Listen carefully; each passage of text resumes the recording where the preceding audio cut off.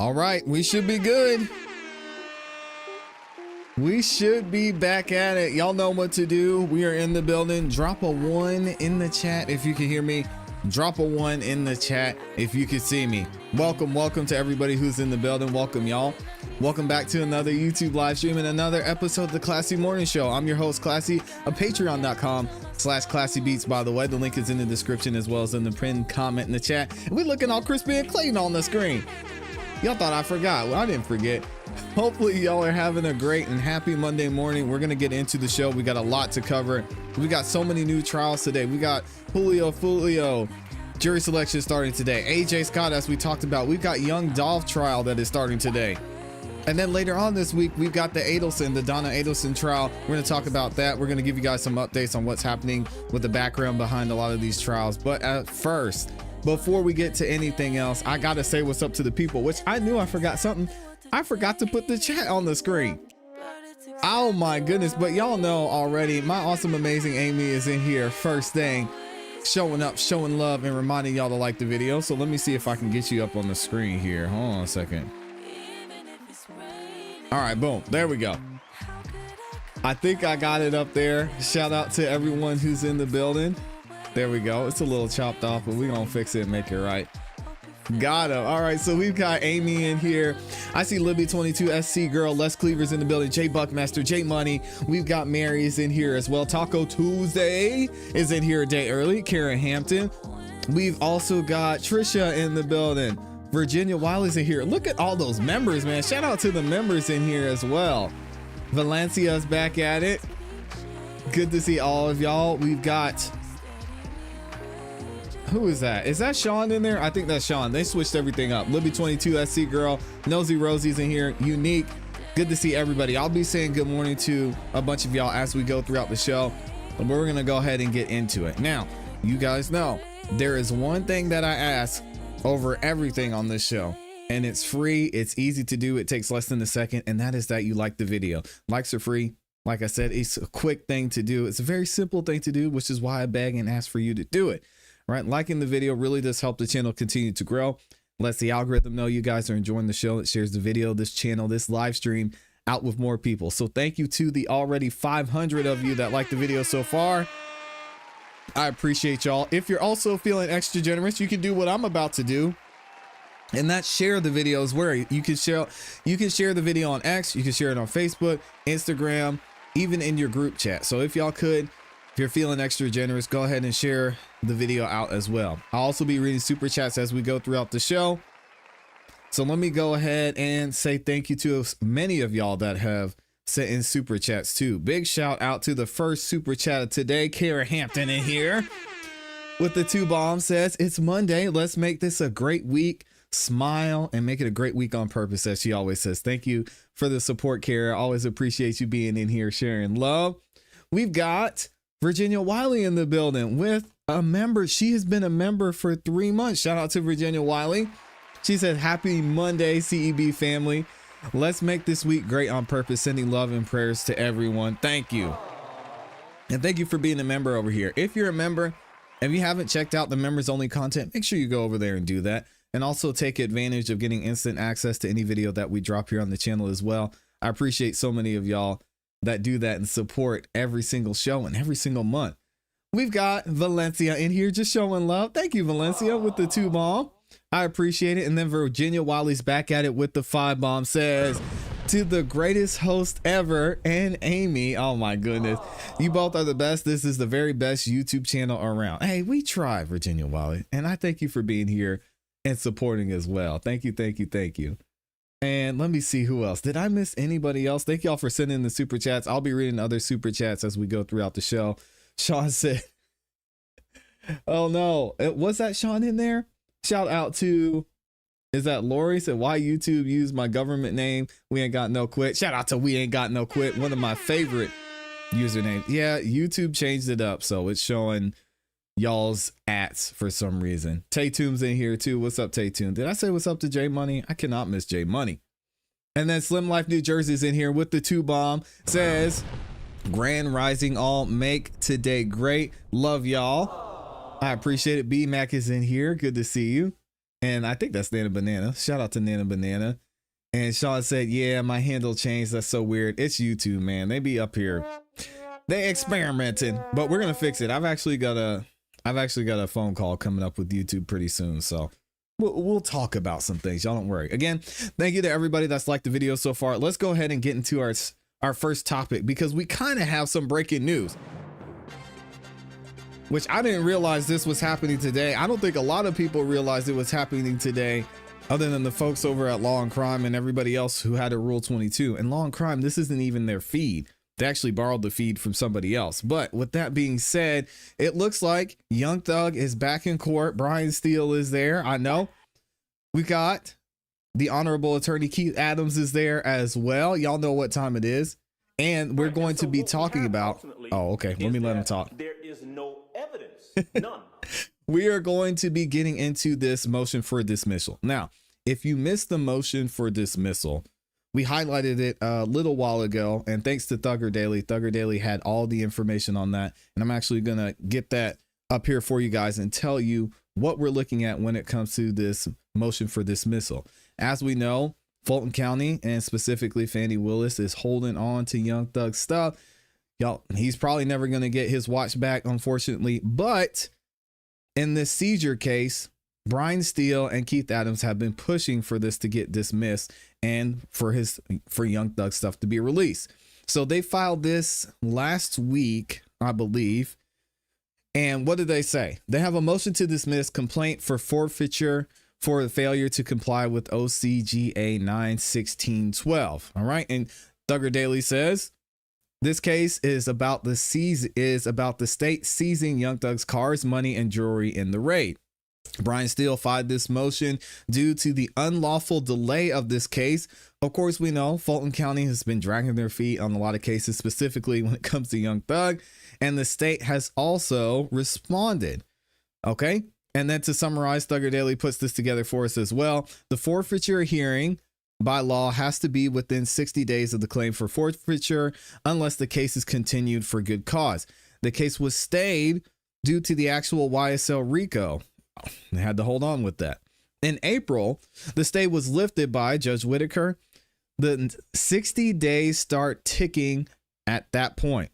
The hearing must be conducted by June of 2025. It obviously wasn't, and that's one of the reasons that Brian Steele filed this motion. During both the first 60 days before the YSL RICO trial and the second 60 days, Brian Steele timely signaled the court that he was ready to go forward with the case. The final hearing wasn't set until way after the 60 days, which is we're going to get into today. And then the state filed their response, obviously giving some BS reasons as to why they weren't able to get this set. Okay, so now we're going to fast forward to today, and we're going to get into this hearing. Judge Whitaker is back in the building. That was for the state, and we're going to hear what she has to say. Y'all bear with the audio on this one. It wasn't a great feed, unfortunately, here, but you still should be able to hear what's going on in court. Here we go. And I'll turn the audio up for you.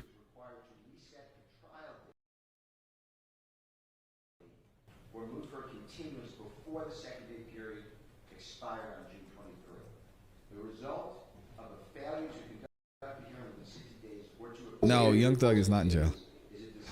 The state arguing here.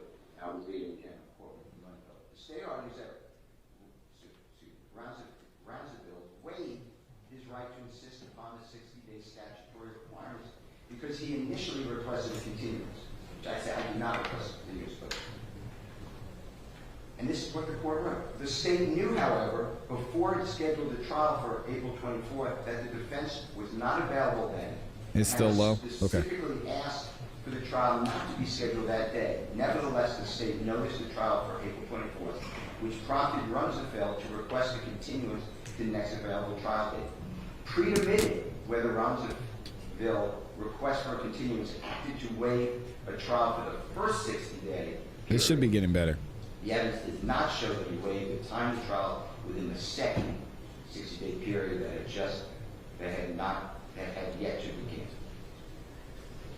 The state also argued that the trial judge found that Rumsfeld waived his right to insist upon the statutory scheduling requirements by participating in a fruitless discussion to reschedule the trial. The record does not support this finding. Rather, the record shows that the Superior Court orally granted a motion to continue on April 21, after which nothing happened for more than a month. And it goes on with those dates. Skipping to the next paragraph. State was dragging their feet. The Supreme Court of Georgia articulated the principle that forfeitures are not favored and should be enforced only when within both the letter and the spirit of the law. Before the state may forfeit a defendant's property, it must comply with the rules that afford the requisite procedural safeguard. The burden is on the state, not the defendant, and this is what I stress.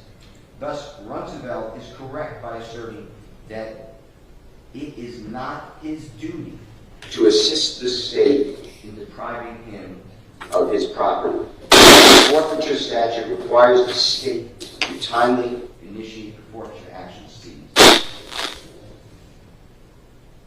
Your Honor, what happens here, and I have three different ways to look at this, and each way I believe is the claim that Mr. Williams wins. First, Love nor Hilton are in there. Abadi's not even there.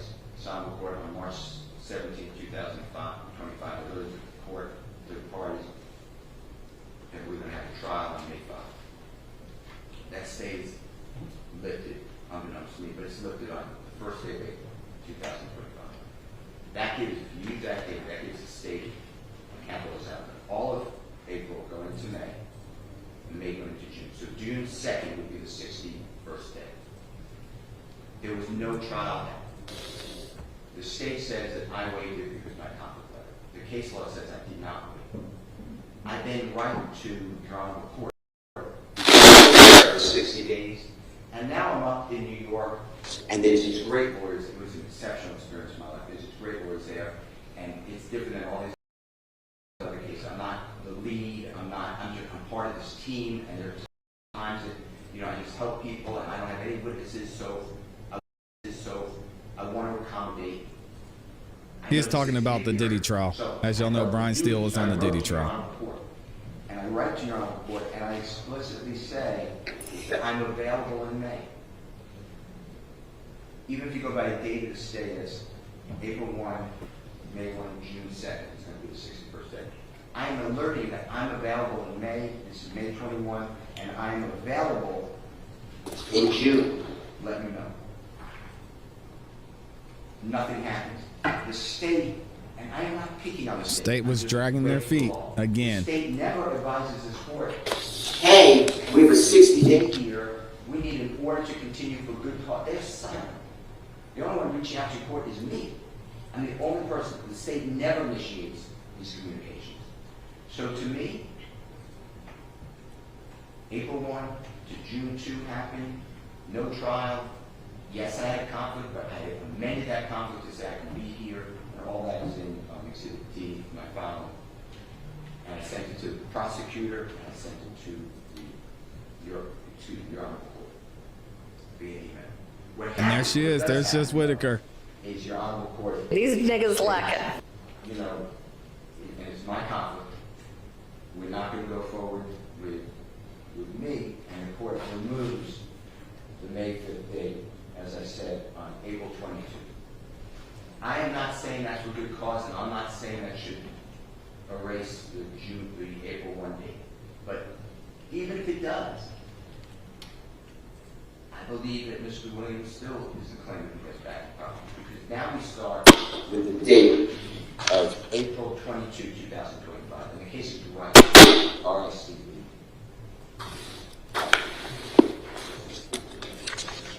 That sound bite will never go away. Cause y'all know the state. It's written by Judge Barnes. Can I have just 1 second to... Yeah. Fulton County, I should say. They were dragging their feet. Didn't want to give him back his stuff for no reason.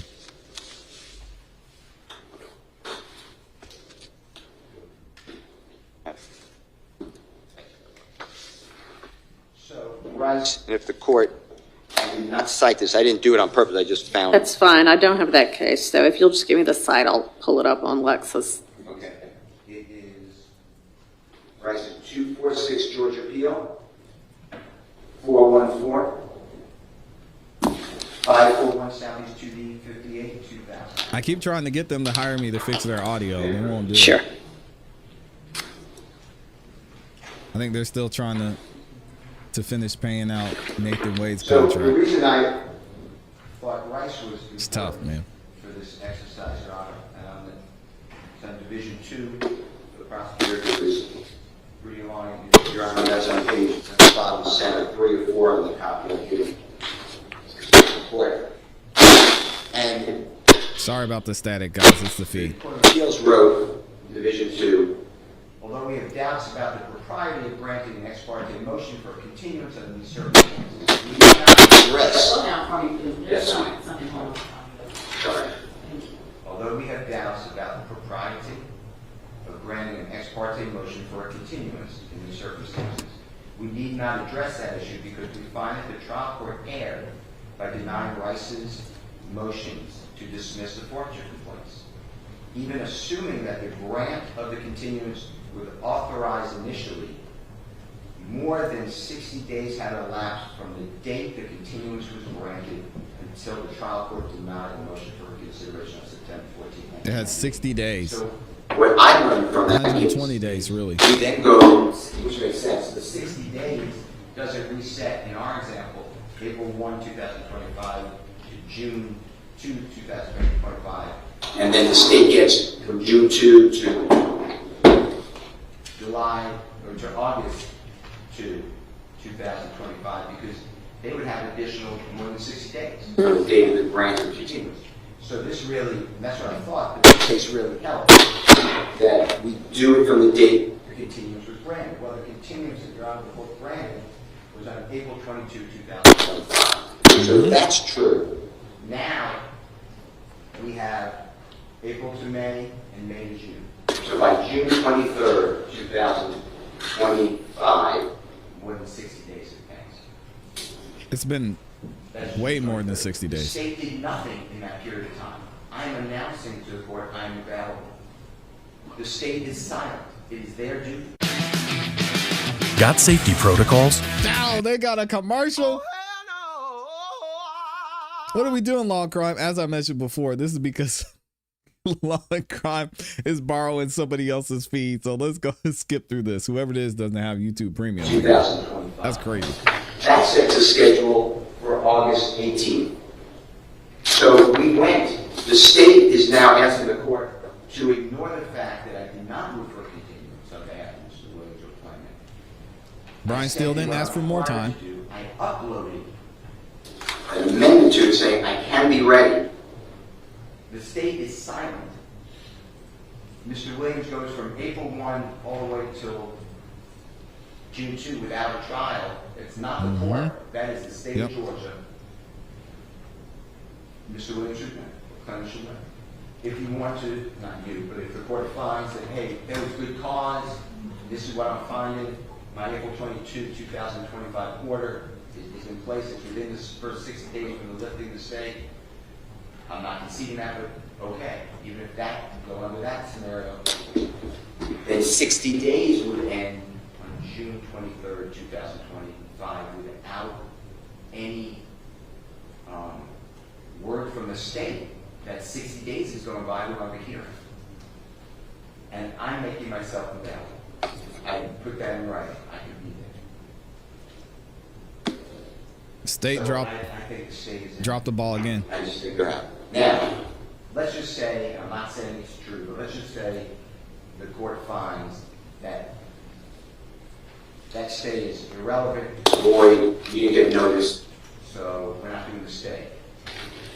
Mr. Williams still wins. Then what happened was, according to the records, the last person accused in the case related to this case, the civil forfeiture case, the immigrant forfeiture case, was stayed by the former, the first judge on the case until the last person resolved their case.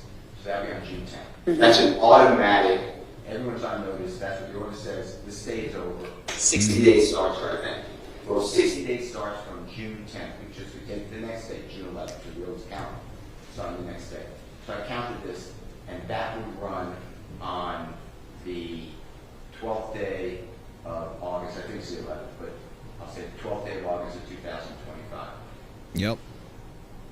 The court entered an order on June 24, 2025. Sue the state, they should. So that's after Mr. Eppinger, EPPEN, GER, resolved his case, but set it for outside the 60 days from June 11th. And the state is silent. And under Roundsville, I would be violating the law by alerting the court. But what I do, your court asks, are you available the weeks of July 21, 2025 or July 28, 2025? That's And Brian still said yes. 60 days. I don't know about the state at the time. So I'm thinking, you know, the state must have alerted somebody. That's fine. And I write back, yes, I'm available both weeks. And just let us know. The state said they need more than a day, they need a day and a half, and then it gets scheduled out. There's no mention of anywhere in any of these orders for good cause shown. There's zero mention of it. The court would have to do it. They said, we'll get it to it The later. court would have to say that regardless of the fact that the state did not do its job on getting the court aware of the 60-day limit, and instead of putting it on claimant, which it can't do, I wonder if they could have asked for a continuance. then somehow the court says, the court's taking the position that it was for good cause. It's never written anywhere. That would be the first time anybody would said this is for good cause. That's right. This is not on the state, and I'm not blaming the prosecutor. I'm confident as reason for this, that the prosecutor has to Sorry, guys. or try the case within 60 days. That did not happen. Your Honor.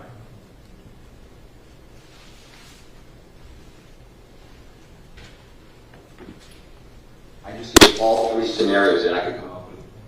There are no other dates here.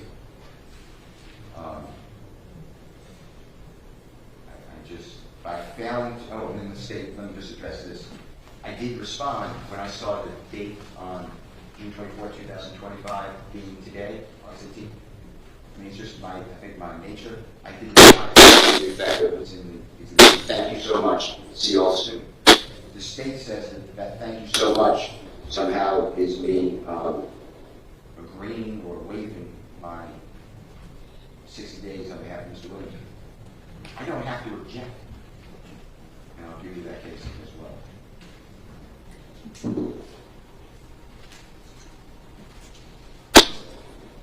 Give me 1 second.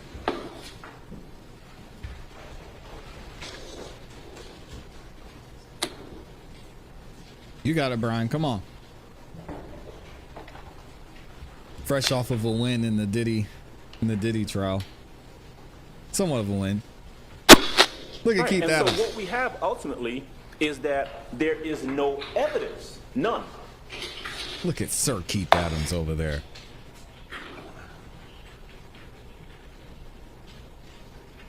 The forfeiture statute requires the state to timely initiate a forfeiture action of seized property. That's runs the field. The state failed to schedule the trial date or request a continuance within the second 60-day period following the filing of the complaint. That's also runs the field. But I have the exact case, Your Honor. Give me 1 second. I'll get it.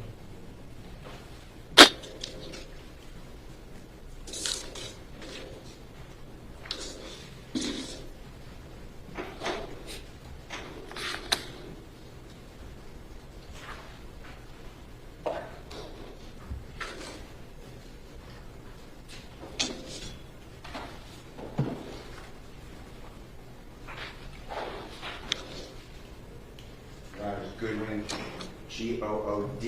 Goodwin versus State, 321 Georgia Appeal. 548, 739 Southeast GD 814, 2013. Would you like a copy? No, I've read it. Thank you. And in the footnote 7, the court wrote, there is no evidence that Goodwin consented to a hearing date outside of the 60-day deadline.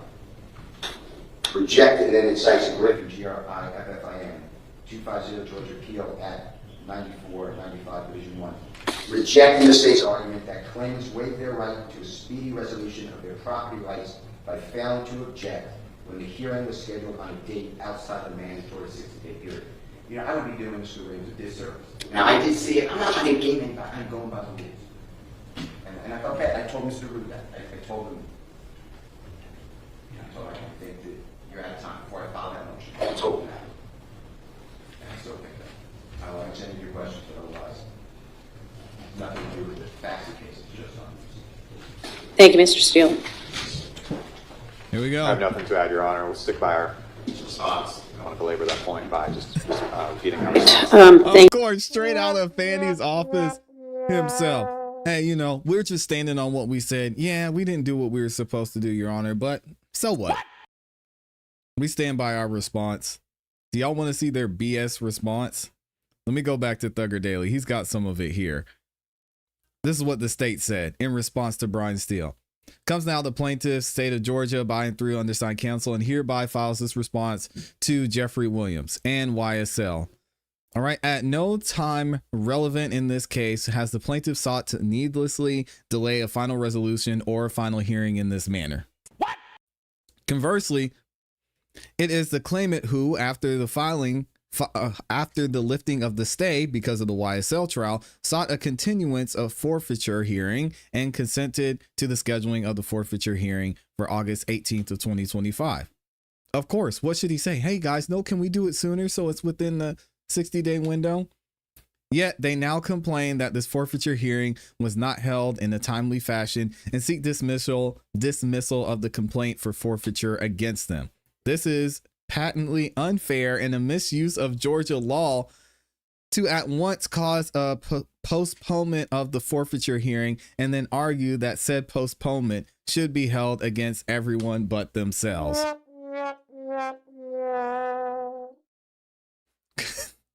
Again, shifting accountability to Brian Steele. Hey, it's your fault for not setting a timely hearing, not ours. Where'd they do that at? Thank you. I do believe that it is correct that notification of a legal conflict does not equate to asking for a continuance. Exactly. And that's what Judge Whitaker is saying. What the state and what Fulton County tried to say is that because Brian Steele said, hey guys, I'm going to be on this Diddy trial, so make sure that you don't set this hearing while I'm on trial, which Brian Steele has been done on this Diddy case for a month plus now. They still could have been within that 60-day window and still could have set a time within that 60-day window. And then if they wanted to set it before then, they could have done that as well. That's what Judge Whitaker is saying. You know, I think counsel, we all feel like that people worked hard in good faith to try to find a hearing date, and we ended up with the hearing date of today. But the procedural rules and requirements of these forfeiture statutes are mandatory. The statutes are strictly construed against the state. There was no request at any time for a good cause finding to move the hearing outside of the windows that are statutorily required. I don't believe that acknowledging a hearing date operates as a waiver. The burden remains on the state the entirety of the time. And like I say, there was never any kind of request to the court to find a good cause based upon the hearing date being set for when it was. And I think that the court has no option under the case law and under the statutes but to grant this dismissal. So the dismissal is granted. There it is. And I don't know whether the state has any intention of appealing or not. And that's not a determination y'all have to make. Let it go, man. Let it go, state. I would imagine if there is an appeal that the piece of property will be stayed until after that is sorted out. But at this point, that's the court's ruling. Thank you all. There it is. Shout out to Judge Whitaker. Always winning. Look how she looking at them. Like, man, Niggas lacking. y'all have one job. It's embarrassing at this point. I'm sure she's ready to get out from under working with this DA's office right now and get to the Supreme Court. Because, man, I know there's another case that's being covered in Fulton County right now. I don't think we're going to cover it here because we've got a lot of other cases we're going to cover. And we've seen the state mishandling evidence there. And it's just been bad here in Fulton County. And I don't blame Judge Whitaker for just being sick of it. Just, you guys left me no choice. Look at her face. Giving him the evil eye.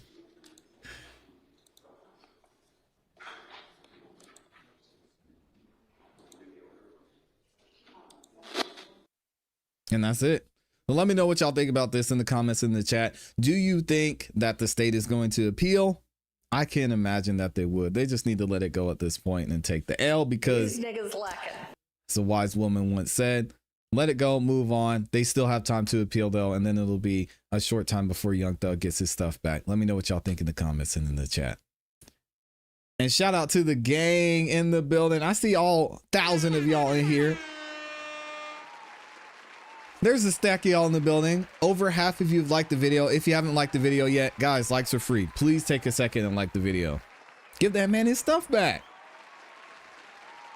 Also, Amy has an update for us when it comes to AJ Scott. I want to cover that case, but we're gonna have to see. AJ Scott is crazy.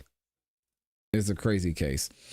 Amy says motions hearing completed. Charges against Scott could carry up to 30 years in prison if found guilty on all charges. Jury selection is about to begin. Thank you to Amy for the update. Also, speaking of Amy, we have a couple super chats that came in as well.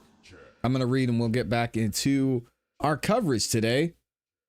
We've got Marion here with the 2-bomb. Says blessed to start and end Mondays with this group. Thank you for being here, Mary. Mary will be over on the Song of the Night live tonight. If y'all want to check it out, we'll be live tonight at 8 p.m. Eastern Standard Time as well. We've got Libby22 SC Girl says, hey, ClassE and Amy. Hey, my peeps, showing a lot of love with the 5-bomb. Sean P has been a member for 10 months. Can't believe it's been 10 months since we've been going crazy with this coverage. Man, this was right around the time we started covering YSL, I think. He says, make sure y'all hit the like button and tap in later tonight. CEB gang, you know what time it is. We've got B Mac Nana Banana is in the building. Has been a member for 9 months. Says, love this group of humans. Have a blessed day. You too, Nana. Appreciate you. And then we've got Amy in here as well, gifting 5 memberships. She does it all. She gives updates. She's in the chat. She's helping. She's helping out with the show. I mean, she's so valuable. It's crazy. So big shout out to Amy. If you got a membership from Amy, make sure you say thank you. Show her some love and appreciation. And also make sure you check out the members only content and you get instant access to all the videos that we drop here on the channel. All right. So again, thank you and shout out to the awesome, amazing Amy in here doing it all. All right, let's go ahead and get into our next topic because as I mentioned, we've got a lot of trials starting. We got a lot of trials starting this week, and there's 3 specifically I want to talk about. The first one we're going to get into is something we covered at length here on the show, and that is the Julio Foolio trial. So we're going to talk about Elisa Andrews. Let me see if I can find, do I have a picture of her in here? I don't think so.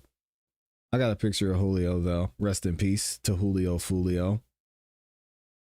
Let me see if I could find it. I should have this ready. I actually do have a picture of Alicia Andrews. So if you're not sure who Alicia Andrews is, and if you're not sure what's going on with this whole Julio Foolio trial coming up, what happened is Julio Foolio, he was out on his birthday. He was celebrating.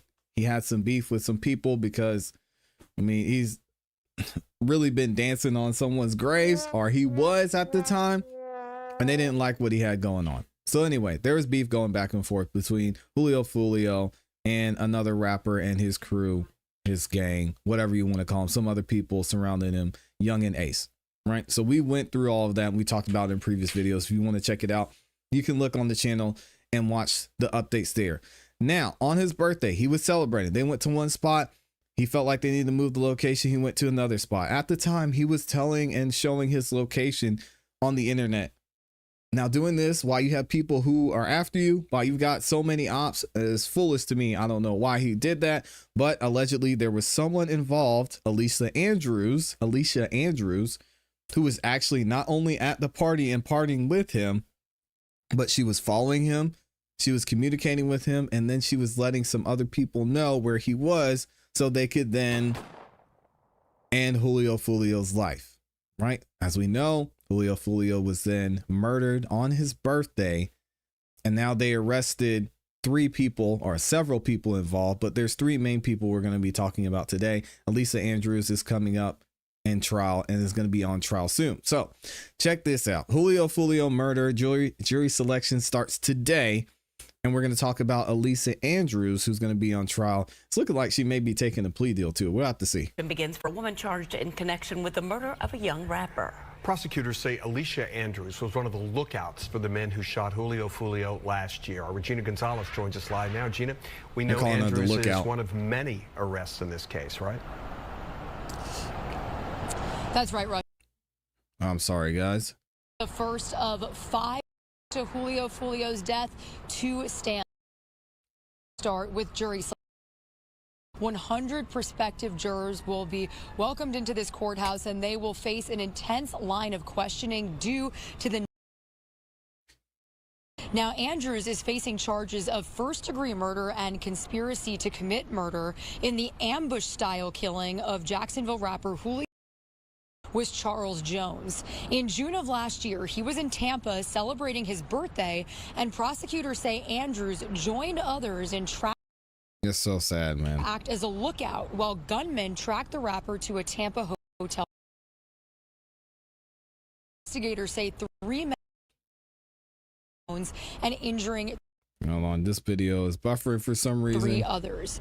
Now, investigators say 3 men opened fire, killing Jones and injuring 3 others.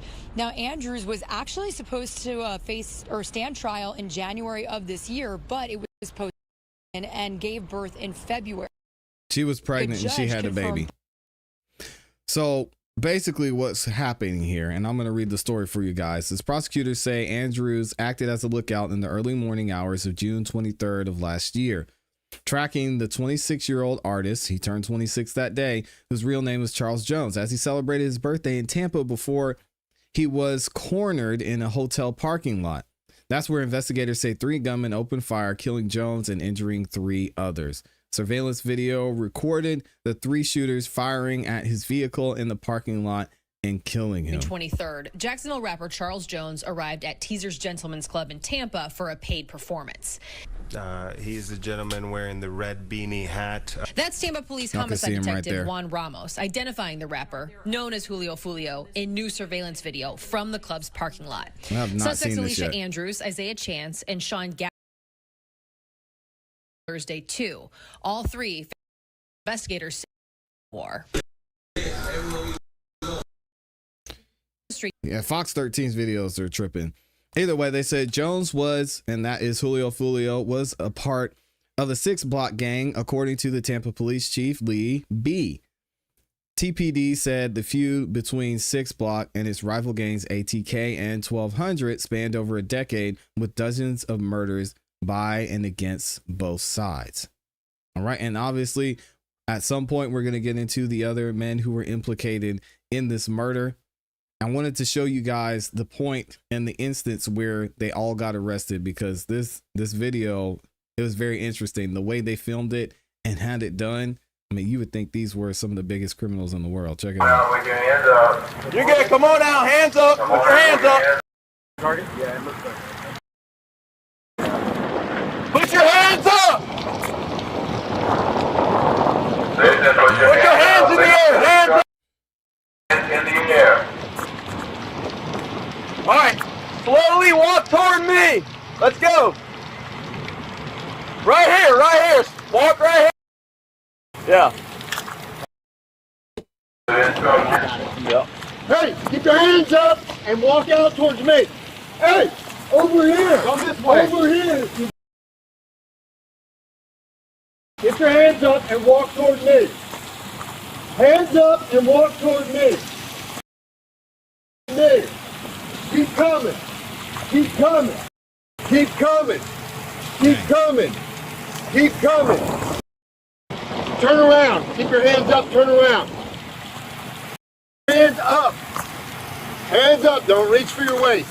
Do not reach for your waist. Back up to the sound of my voice. Back up to me. Don't look at me. Back up to me. Back up. Back up. Back up. Back up. Yo, this is crazy. Put your hands behind your back. Stay there. Don't move.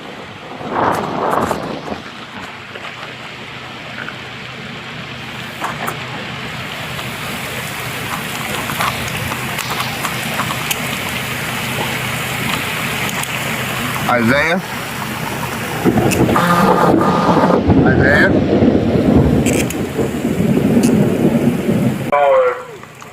And come out. We have a warrant for your arrest. This is the Jacksonville Sheriff's Office. It's Alicia's turn. All right, contact at front door. Come on out. Put your hands up. Put your hands up. Put your hands up. Walk to the sound of my voice. Come on, walk to me. Walk to me. Walk to me. Walk to me. Walk to me. Keep walking, keep walking, keep walking. Keep walking. Now turn around. Put your hands behind your back. Right.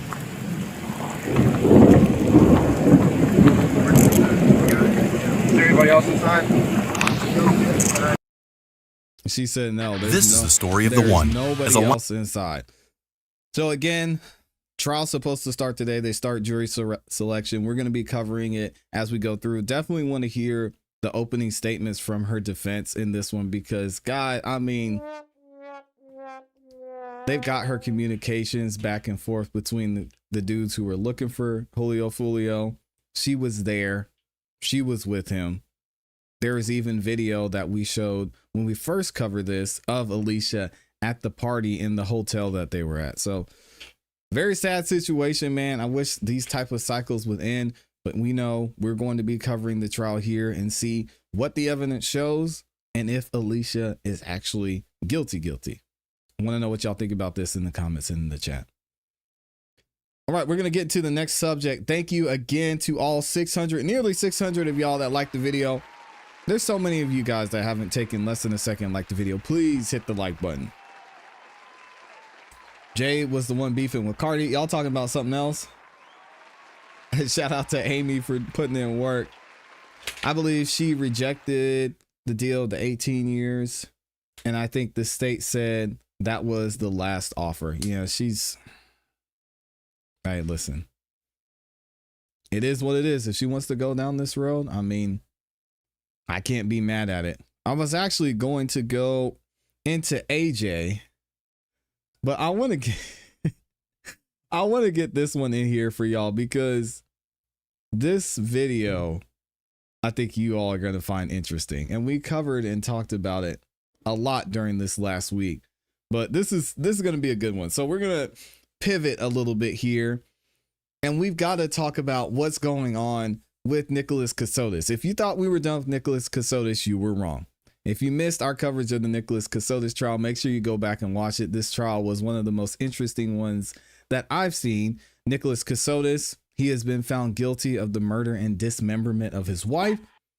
And we're now going to hear from the jury foreman in this trial about what he thought about the trial, what he thought about Nicholas Kassotis, and what he thought about Jim McIntyre. Get ready for it. This is interesting. Welcome back to Court TV Live. We are continuing to follow that breaking news out of Hinesville, Georgia, where convicted killer Nicholas Kassotis was just sentenced to life without parole for the death of his wife, Mindy. This former prosecutor now prosecuted to the fullest extent of the law. And he also served in our Navy. He had quite the resume, and it just took that jury an hour and 12 minutes to return guilty across the board. Joining us now live from outside the courthouse, we have Court TV legal correspondent Kelly Kraft. And I understand that you've spoken to or have the jury foreperson. Hi there, Matt and Julia. Yes, we don't always get an opportunity to hear from the jurors after the verdict, but we do have this opportunity to speak to the jury foreman. He'll come over and talk with us now. This is Kai Andrew, and so he served as the foreman of this jury. Kai, thank you so much for talking with us. You came back rather quickly, the jury did, with a verdict. Right. Walk me through it. Well, the jury, we all sat there and took the time to really diverge, actually indulge in all the evidence that took place in this 2-week trial. And y'all knew. We as a jury, we already knew that after so long of actually taking in all the information, all the evidence, and everyone, all the witnesses that came up and spoke their piece, and we took notes, and as we got into it, it's not necessarily the fact that it was a short period of time. It was more that we were together on a joint decision. Yeah. The defendant took the stand. Nicholas Kassotis took the stand, and he spoke directly to you, saying that he did not do this. Well, he said, well, stop the cap. We knew. We just knew. And we knew here on this channel as well. Fun thing about covering these trials is many of us have served on a jury. Many of us could serve on the jury for a trial just like this. They use common sense. They understand the law to the degree that we understand it. Maybe we understand it a little bit more, but it's pretty easy to see when a case like this is going to go left for Nicholas Kassotis. They knew. I will say this: if you do something wrong, like if you take the cookie out the cookie jar, you're gonna tell your mom and dad that you took the cookie? That's all I can say about that aspect. Did anyone talk about Jim McIntyre? We heard a lot about the mystery man, Jim McIntyre, in this case. What were the discussions, if any, and what role did he play in your decision? Jim McIntyre, the mere fact that you really can't produce any type of identification of who he truly was. I mean, of course, there's multiple people out here that are named Jim McIntyre, but not the Jim McIntyre in this case. It doesn't help. It really didn't help his case. It really didn't help this case. So it doesn't help anything. So whoever Jim McIntyre is, it's not possible to find him. Was there anything that defense counsel said, or the defendant himself, that did resonate? I know the defense counsel talked about his client being an attorney himself. He served our country, so a military man. He was a JAG officer. Why sit down and talk with investigators and give up your constitutional right to remain silent if you really did do this? He freely spoke and gave his story. Did anything resonate with you at all, thinking maybe he didn't do it, or maybe he is telling the truth? You see Doug in the background there. When he did give up his constitutional rights and did talk about his side, I don't believe as a jury we could dismiss that. We definitely took that into consideration. We definitely considered the statements by him and the willingness he had to actually discuss what took place. But when it really comes down to it, as a jury, we have to make our decision off of the evidence. That's right. There's no way around that. Did anything in regard to the DNA? No DNA here. Defense counsel talked about that. No DNA is, it's a lot harder to justify just because you don't have DNA that the person is innocent, but at the same breath, you can't say that they're not guilty. So there were some really tough pictures to take a look at when they were shown to the jury. The screens were turned off inside the courtroom, so we could not see them. How difficult were those? I'm certain they were very difficult to take a look at. And did that in a way, because it was such a gruesome case, is it a matter of, well, someone is guilty of this crime clearly, and this is the man the prosecutor says did it? And how much of a role did those gruesome pictures play in making a decision, if any? Well, we got to remember, this is somebody's daughter. This is somebody's sister. This is somebody's cousin. and this is also somebody's aunt. This is a human being, and they should be treated as such. But what happened to her is unspeakable. There's nothing that can be said that any type of human being deserves that type of treatment. Thank you, Linda. And that's kind of all I have to say on that one. It's very difficult for Mindy's family, her family inside the courtroom, very emotional, as well as the defendant's family. Now, during sentencing, they spoke and they said that although they respect the jury's decision, they disagree with it, and they say that their son is not capable of this and did not do this. You sat in there for sentencing. That is their child. You can't tell a parent how they feel about their child. They see their child and anybody's child in a different light from how you see their child. So I have nothing to say against that. Motive. Prosecutors do not have to prove motive in a case. But here, there were a few different theories floated. Did you discuss anything in regard to that? The prosecutor said in closing, it's possible that Mindy finally told him that she actually was not pregnant. That made him mad. That's one of the things that they said, the prosecutor said in closing. Did you talk about theories? We definitely did. Like I said, it might have felt like a short upcoming to this decision, but for us, it's been weeks. For us, we've pondered on this and took notes, and then when we were finally able to discuss as a group, as a jury, we really got to the point where the theories didn't match up with the evidence. So if we're trying to, like a scientist, if you have a theory, I mean, you still got to test it, right? Sure. So the evidence didn't suffice to the theories, and overall the decision that was made. Yeah, and obviously you found the evidence was sufficient enough to find him guilty beyond a reasonable doubt. Right. You were the foreman. How did that come about? Unanimously. There was many people that obviously on the jury that could have been selected, and I'm happy that the jury team selected me, and it's a great honor. I'm happy that justice was served today. Well, Kai, thank you so much for your time. Matt and Julia, if there's any questions that you want me to ask him, I'm happy to do so. Otherwise, we can send it back to you in the studio. Well, Kelly, one quick question, and that's about this being a military town here in Hinesville, Georgia. How did he feel about this defendant having that military background and then sitting inside of this courtroom being accused of what he's accused of? One of our anchors back in the studio wanted to ask you about this being a military town. Throughout this case, we see military men and women walking in and out of the courtroom. He, the defendant, a military man as well, in addition to being a lawyer, in addition to having an LLM from Georgetown. How did all of that factor into the decision, being that he served our country?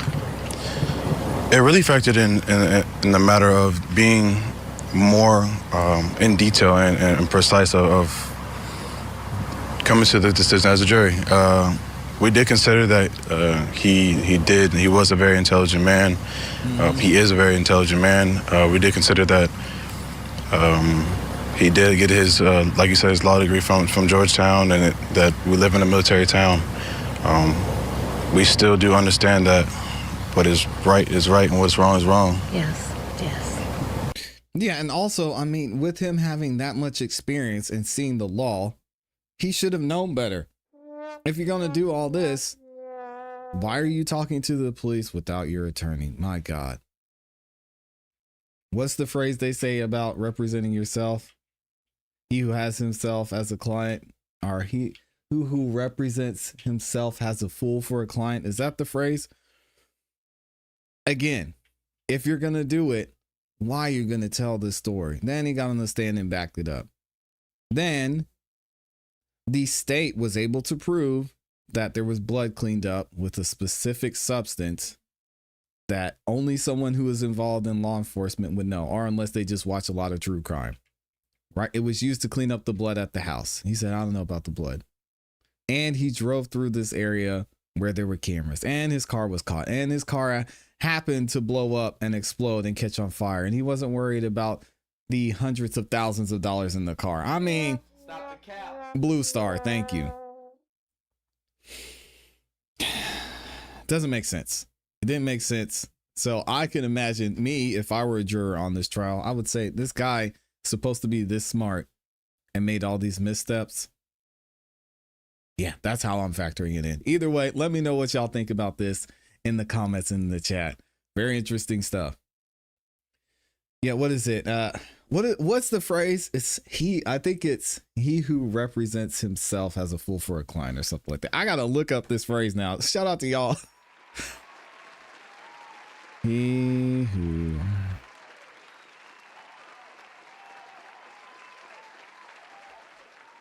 I think I said it right. The man who represents himself has a fool for a client. Yeah.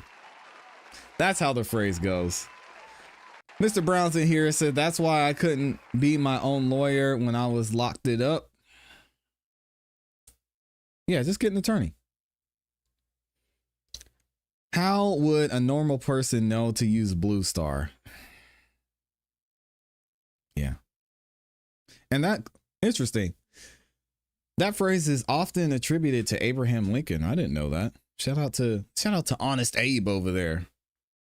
And Amy typed in the chat for me. He represents himself as a fool for a client. There it is. That was the craziest case. I want to hear an interview of his parents. We already heard enough from his parents. I'm gonna be honest with y'all. The way his parents spoke after, or I guess I should say, before the sentencing, it was tough to listen to. They already made it clear. They thought the jury made the wrong decision. They think Nick is a good boy and he didn't do this and they need to find Jim McIntyre. So they just seem pretty delusional and just at a loss. And they just believed what Nick's story was. And they believed that he did not kill Mindy. Yeah, I'm good. Tatum said, I'm cool on his parents. We just gonna let them grieve the way they need to grieve. And on the other side, Mindy's parents and family are going to grieve the way they need to grieve too. Let me see if I can find AJ Scott. Oh, I still don't have a picture of him. So we're going to put Judge Whitaker back up there. I wanted so bad to find the testimony from AJ Scott when he was first on trial, because as y'all know, this case is another crazy one as well, which let me do. Hold on a second. I might need to refresh this. But AJ actually testified during the first trial, and that turned out to be a mistrial. I was trying to find his testimony. Ever since I was young, my dream has been to. Yeah, I don't care. But anyway, we're going to talk about AJ Scott in a second. Let me see some of what y'all are saying. And thank you also to 600 of y'all that liked the video. I appreciate it. No matter what happens, the prosecutor. Oh, I could skip this now. Here we go.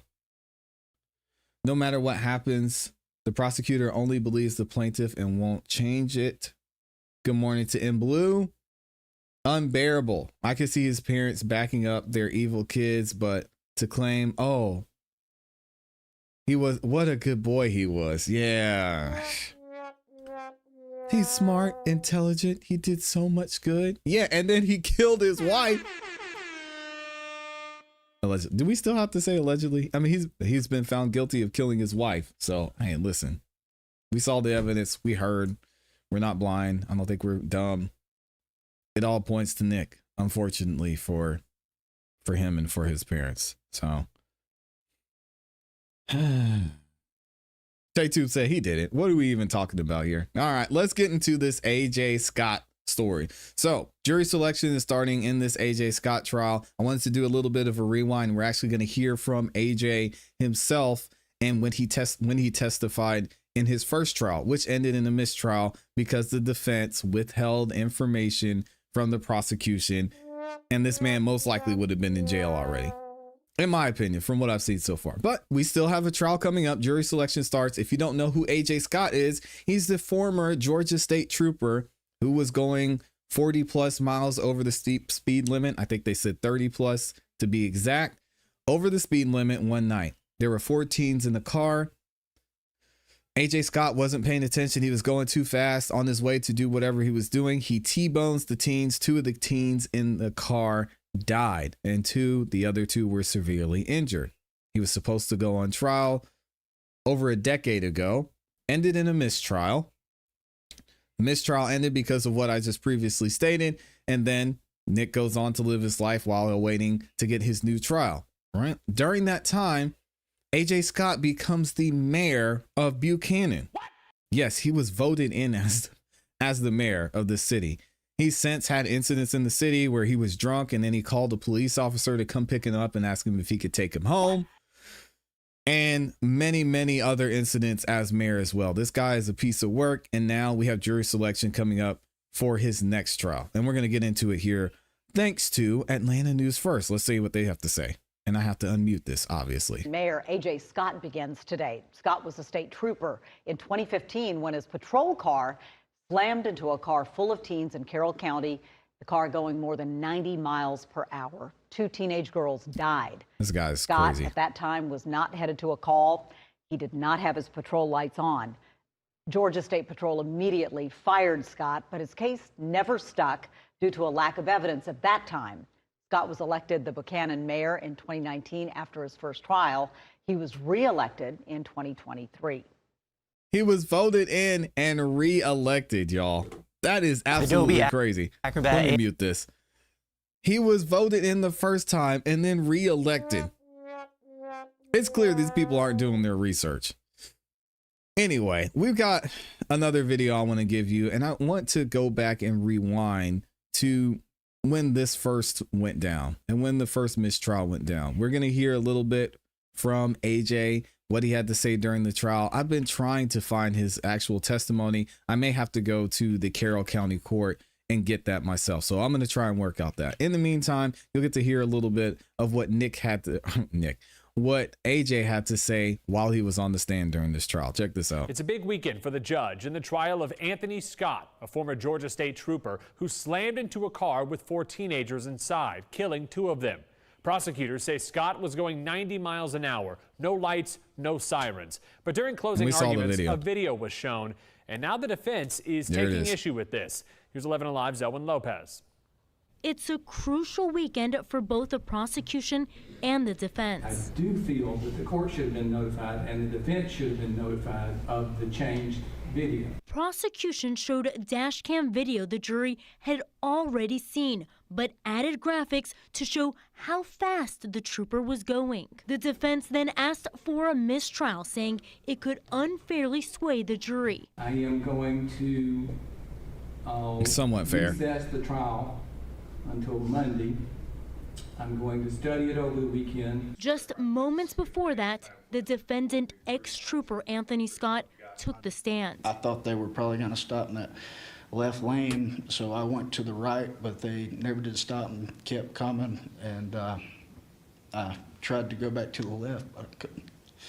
The former Georgia State trooper says he was on his way to get his radio from another officer when he struck a car with 4 teenagers inside. So 2 of sad, them man. died, Kylie Lindsay and Isabella Chinchilla. I noticed the car was filling up with smoke, so I thought it might be on fire. At that time, another officer was there. I told him to help me start getting them out of the car. You did it, man. So I got the driver out of the car and took him to the side of the road. The defense argued in court the teenage driver Dylan Wall should not have turned left in front of Scott. Wall and passenger Ben Finken were seriously injured in the crash. God, man, listen. He shouldn't have turned. That's going to be their defense. You can tell, and even if we go back and look, I need to find Amy sent me the footage from the dash cam. If you go back and look at how quickly he was approaching, going 90 miles an hour would be so easy to misjudge that time of night.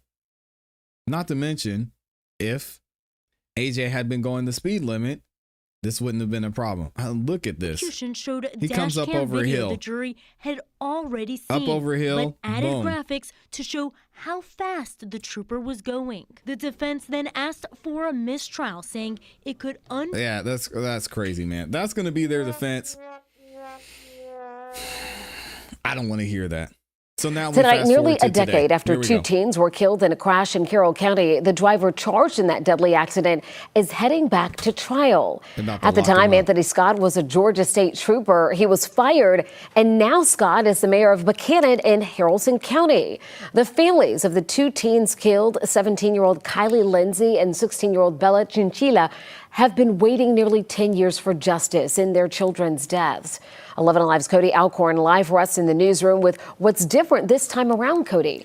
Jennifer, in 2019, the judge declared a mistrial. The defense argued prosecutors withheld evidence that could have been favorable for the former trooper. It centers around where the two teenagers you just showed were sitting in the vehicle when Anthony Scott crashed into them. Testimony a new jury will hear. September 26, 2015, Trooper Anthony Scott's dash cam was recording as he approached Highway 27 and Holly Springs Road near Bremen, a 55-mile-per-hour zone. Troopers say he was going 90 miles per hour, slowing down to 65 before crashing into a vehicle which was turning left with 4 teenagers inside. Kylie Lindsay and her friend Isabella Chinchilla were killed. And it's crazy. It's kind of crazy what AJ said was true. If he had just turned left, then this whole thing probably would have been avoided, and the two of the teens that died wouldn't have died. Why did he turn into the man? Later, Scott was fired, and in 2017, he was indicted, charged with second-degree vehicular homicide, serious injury by vehicle, speeding, and reckless driving. 2 years later, Scott went on trial in 2019. At the time, he was a Buchanan councilman. He took the stand in his own defense. I thought they were probably going to stop in that left lane, so I went to the right, but they never did stop and kept coming, and I tried to go back to the left, but I couldn't. Scott said he was on his way to get his radio. I don't know how he could even say that, because, hold on, I got to rewind this back again. Because you can barely even see the car, but for a second, he said, I thought they were going to stop in that left lane. Dash cam was recording as he approached Highway 27 and Holly Springs Road near Bremen, a 55-mile-per-hour zone. Troopers say he was going 90 miles per hour, slowing down to 65 before crashing into. They were already turning, so that's not that can't be true. Going 90 miles per hour, slowing down to 65. They were already turning. So what, he thought they were going to stop here? Before crashing into a vehicle which was. You didn't have enough time to think about that. Was turning left with 4 teenagers inside. Kylie Lindsay and her friend Isabella Chinchilla were killed. A week later, Scott was fired, and in 2017, he was indicted, charged with second-degree vehicular homicide, serious injury by vehicle, speeding, and reckless driving. 2 years later, Scott went on trial in 2019. At the time, he was a Buchanan councilman. He took the stand in his own defense. I thought they were probably going to stop in that left lane, so I went to the right, but they never did stop and kept coming, and I tried to go back to the left. No, man. Scott said he was on his way to get his radio from another trooper. No lights or sirens. I noticed the car was filling up with smoke, so I thought it might be on fire. At that time, another officer was there. I told him to help me start getting them out of the car. So I got the driver out of the car and took him to the side of the road. Jurors ended up deadlocked, split on the most serious charges of vehicular homicide and serious injury by vehicle. As they deliberated, the defense filed a motion for a mistrial. They argued prosecutors withheld information surrounding theories of where the teens killed were sitting in the vehicle and could have played a role in the crash. Information the jury was never able to hear. May not have made a difference. Trooper may have been going so fast, it would have never made a difference. But it could have made a difference. The judge agreed and declared a mistrial. For a mistrial is granted. 3 weeks later, Scott won his first term as mayor, an office he still holds in Buchanan. Jury selection is expected to get underway Monday in Carroll County. All right. So again, we've got a lot of trials starting this weekend. This is definitely one that we're going to stay updated on. I mean, when it comes to evidence, really the only things I would need to know seeing this as a juror is, did they make an illegal turn? Was he legally allowed to be going that fast? And that's pretty much it. Personally, that's all I need to find out. That's all I need to hear as far as evidence goes. Otherwise, if I'm going based off of what I've seen so far, y'all let me know what you think you would vote and what your verdict would be in this case. But we're going to get into it a little bit later. I want to see what y'all think in comments and in the chat. How did anyone get the cop trying to kill him? How did anyone get the cop trying to delete himself? He was simply speeding for no reason. 90 and a 25 for a radio. Man, hell nah. Guilty. Life in prison. Lock him up. If he was legally going fast, his light should have been on. That's true. It wasn't an emergency. He said, oh, well, I was just going to get my radio. I still don't understand why he turned into them. Can someone clarify how exactly the crash happened? Was he driving straight? I don't get it. Slim Life. We played this video like 60 times. Here's the video. I'll play it for you again. Slim Life be over there asleep sometimes, I swear. All right, I'll play it for you again. September 26, 2015. Trooper Anthony Scott's dash cam was recording as he approached Highway 27 and Holly Springs Road near Bremen, a 55-mile-per-hour zone. Troopers say he was going 90 miles per hour, slowing down to 65 before crashing. So he was going 90 miles an hour. And you know what? Amy sent me the footage. I don't know if I saved it though. Dang it. Let me go back and see. Because Amy sent me the actual dash cam footage. And I need to go back and see if I can find it. Okay. Nope, that's not it. That's not it. Give me a second. They looked like they were going straight across. No, they turned here. Hold on a second.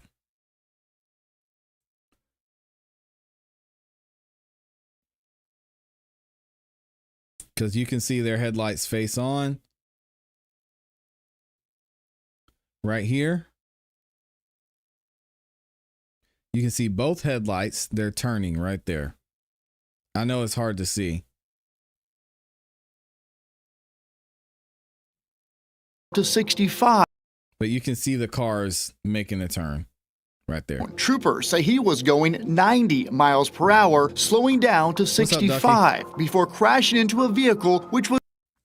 So I think what he's saying is he thought, he being AJ, he thought they were going to turn.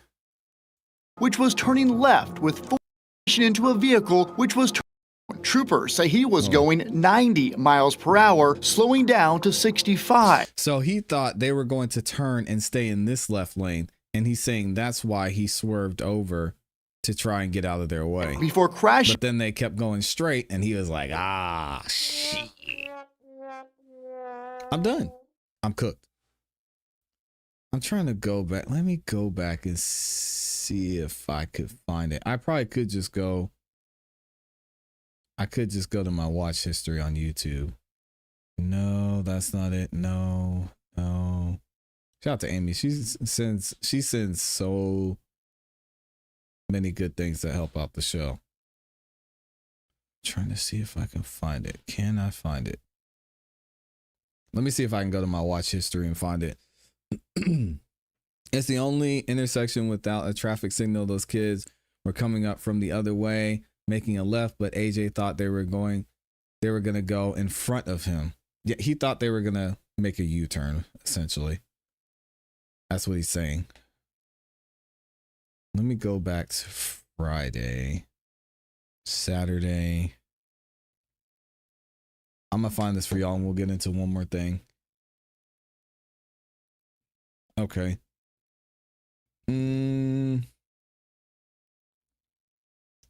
We've got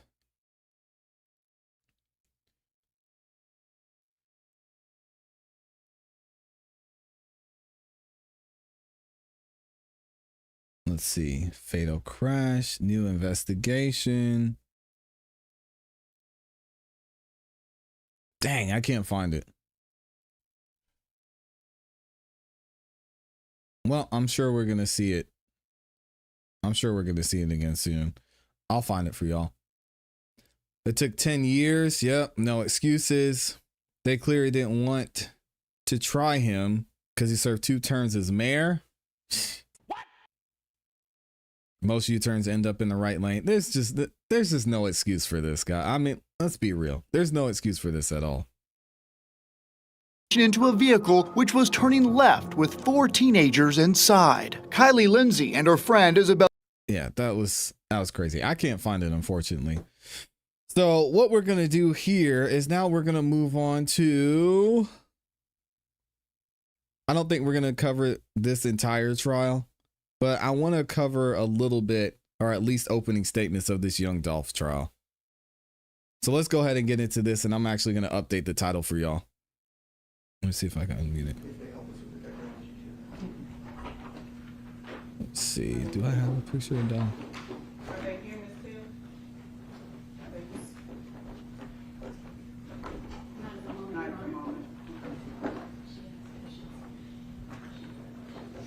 So we ready to bring the jury in?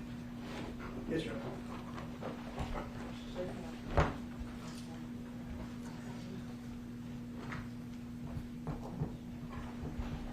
We'll keep Judge Whitaker up there. They're not close. I'll let you know when I hear them coming.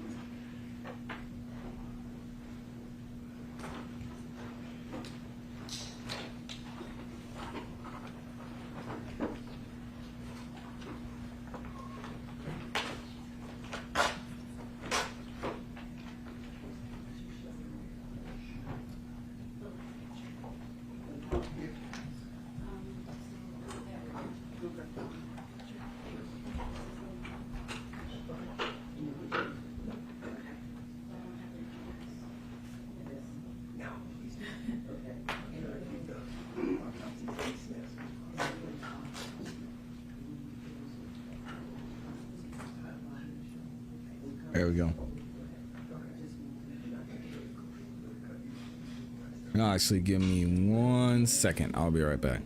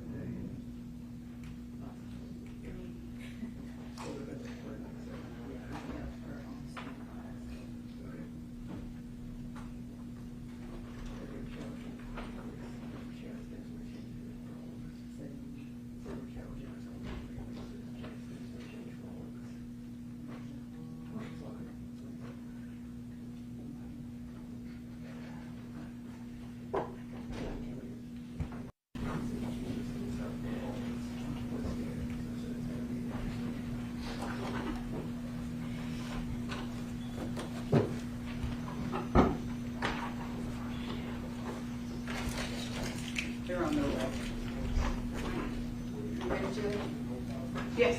Jury entering the courtroom.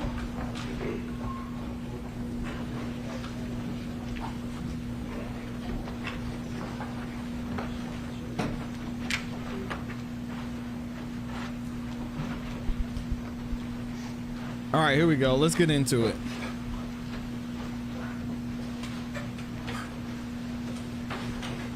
Let me see if I can switch back. There we go.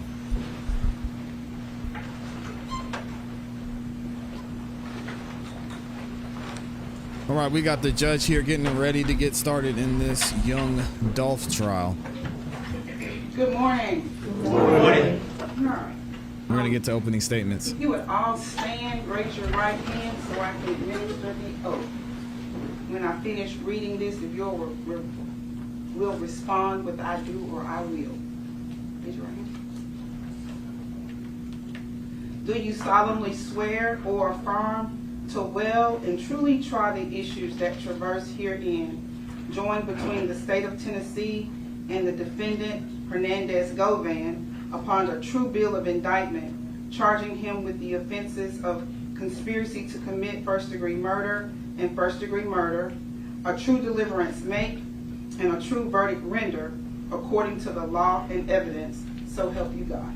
I do. Thank you. You may be seated.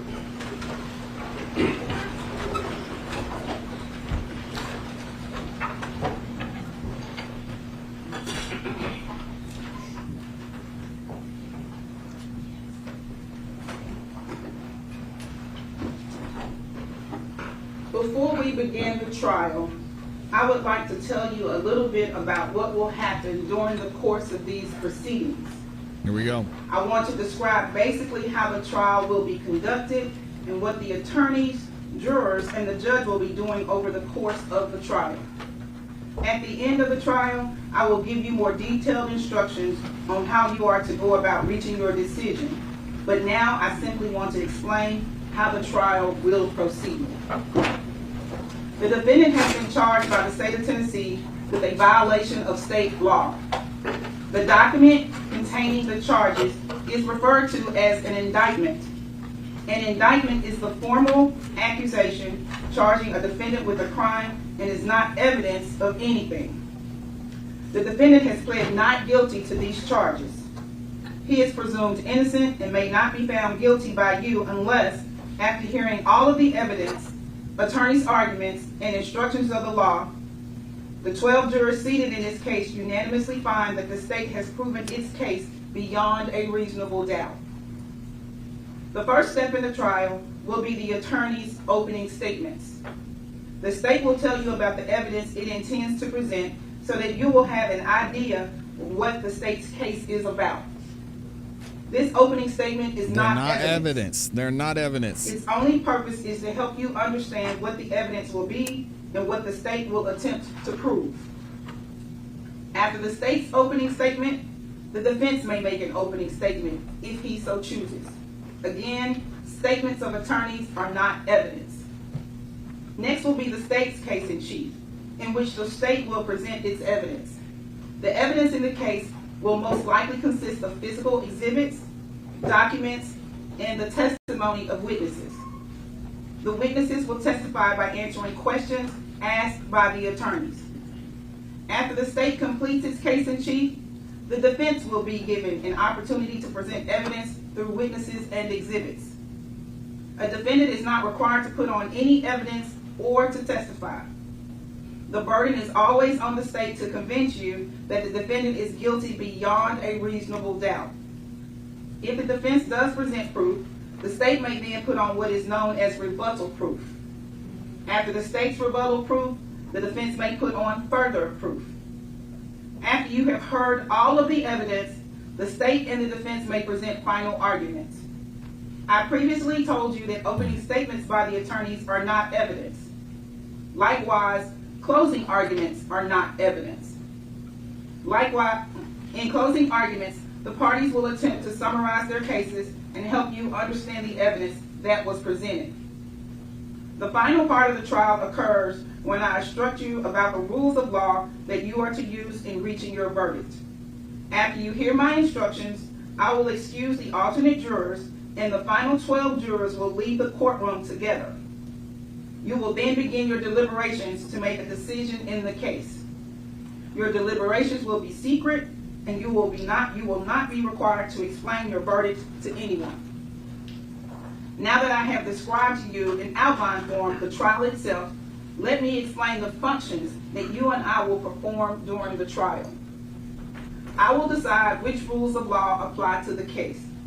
My decisions will be reflected in my responses to questions and objections the attorneys raised during the trial, as well as in my final jury instructions. It is your job to determine what the facts are from the evidence. You must then apply the law in my instructions to the facts, and from that application, you will arrive at your verdict. The state has the burden of proving the guilt of the defendant beyond a reasonable doubt, and this burden remains on the state throughout the entire case.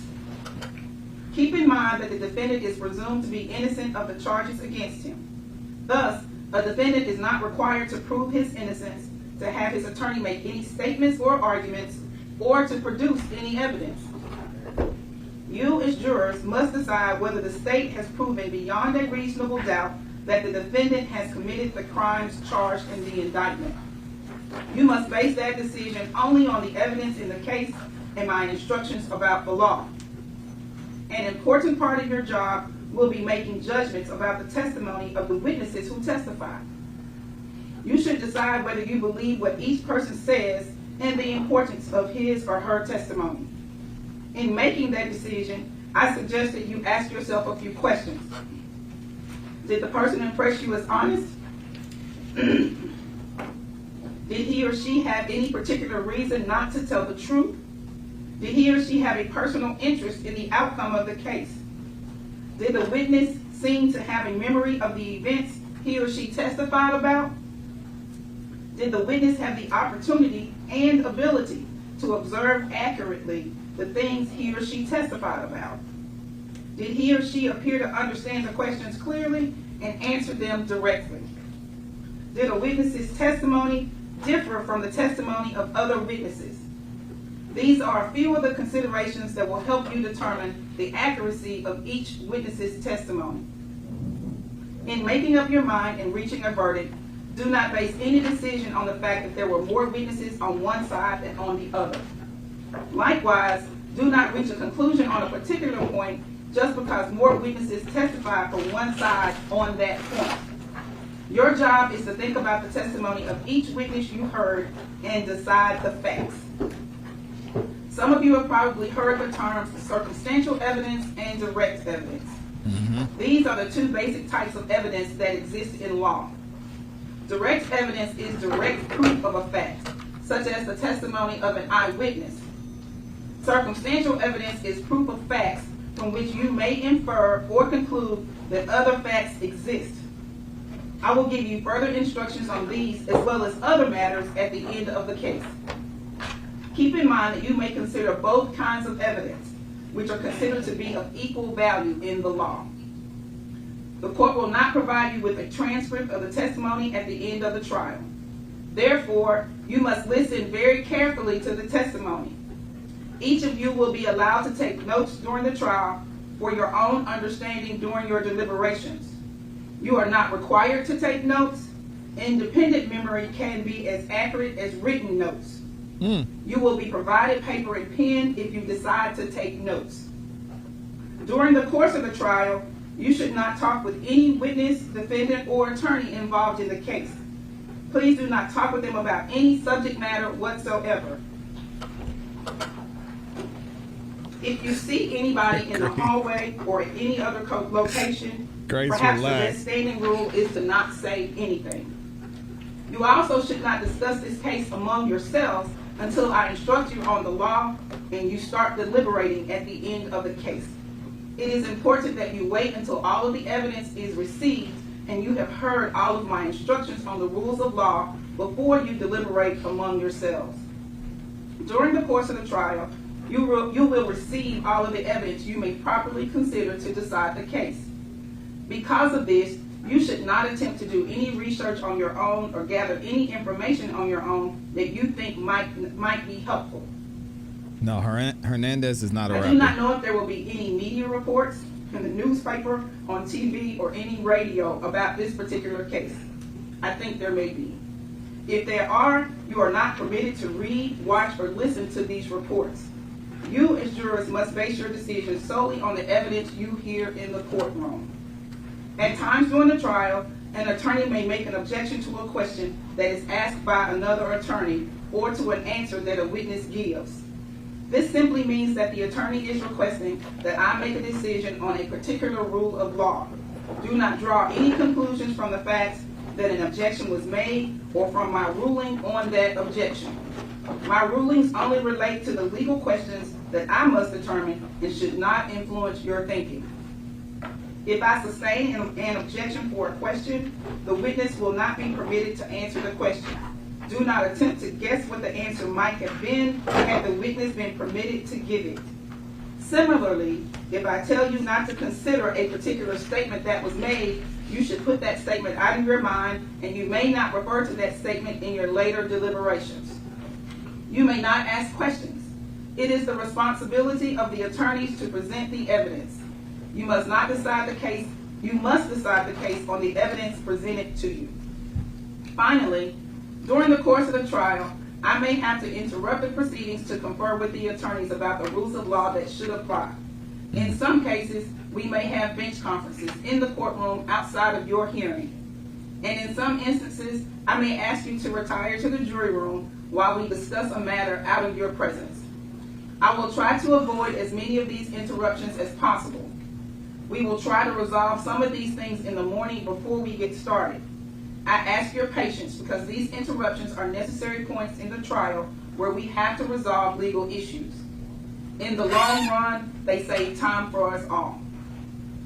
If after your deliberations you find the defendant guilty of any offense, the court will set the punishment at a separate sentencing hearing.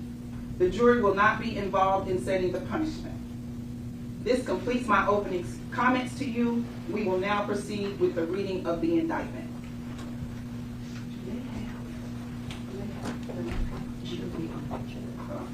So you do have no pens and papers. Yes, Kyrese, this is it.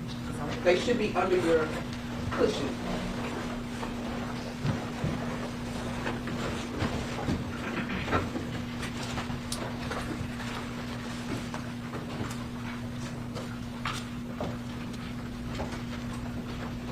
All right, let's get into who's going to start. I think the state's going to start probably.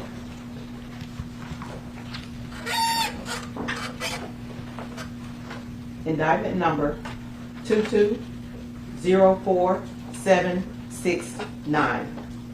State of Tennessee versus Justin Johnson, also known as Straight Drop, Cornelius Smith, Hernandez Govan, Jermarcus Johnson.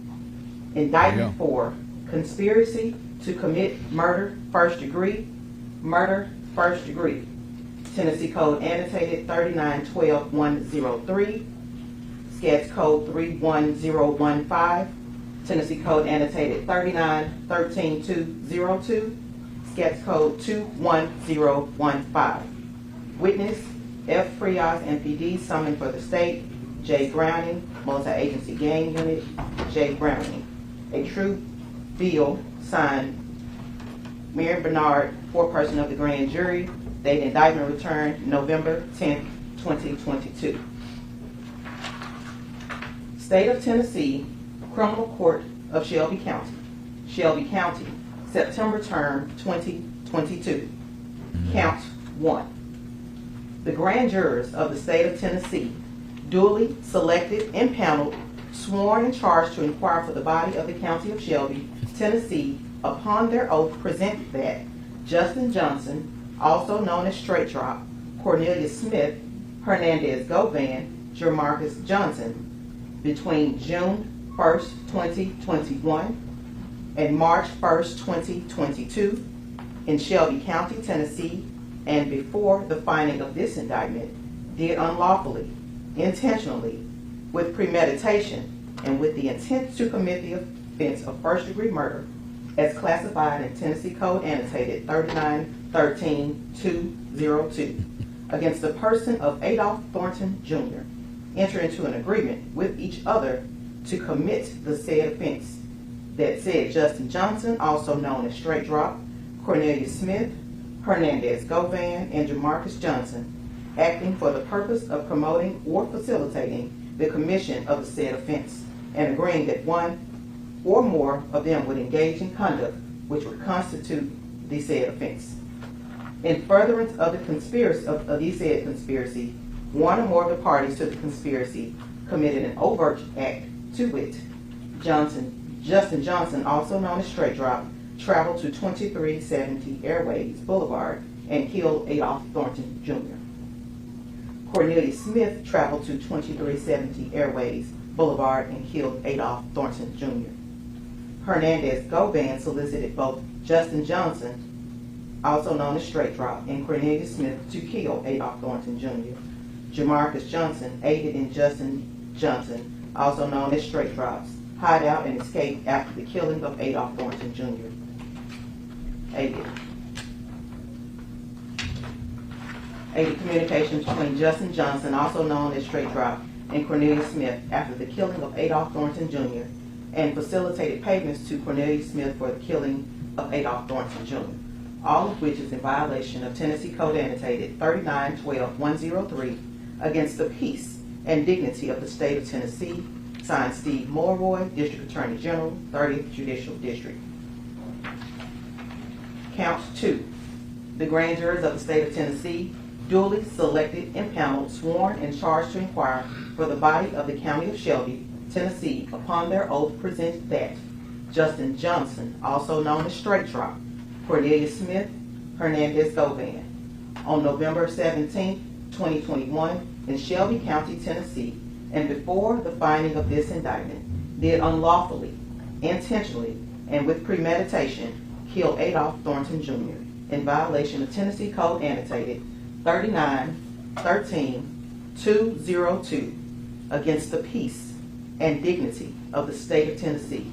Signed Steve Mulroy, District Attorney General, 30th Judicial District. Mr. Govan and counsel, how do you plead? Not guilty to both counts, Your Honor. Thank you. Okay.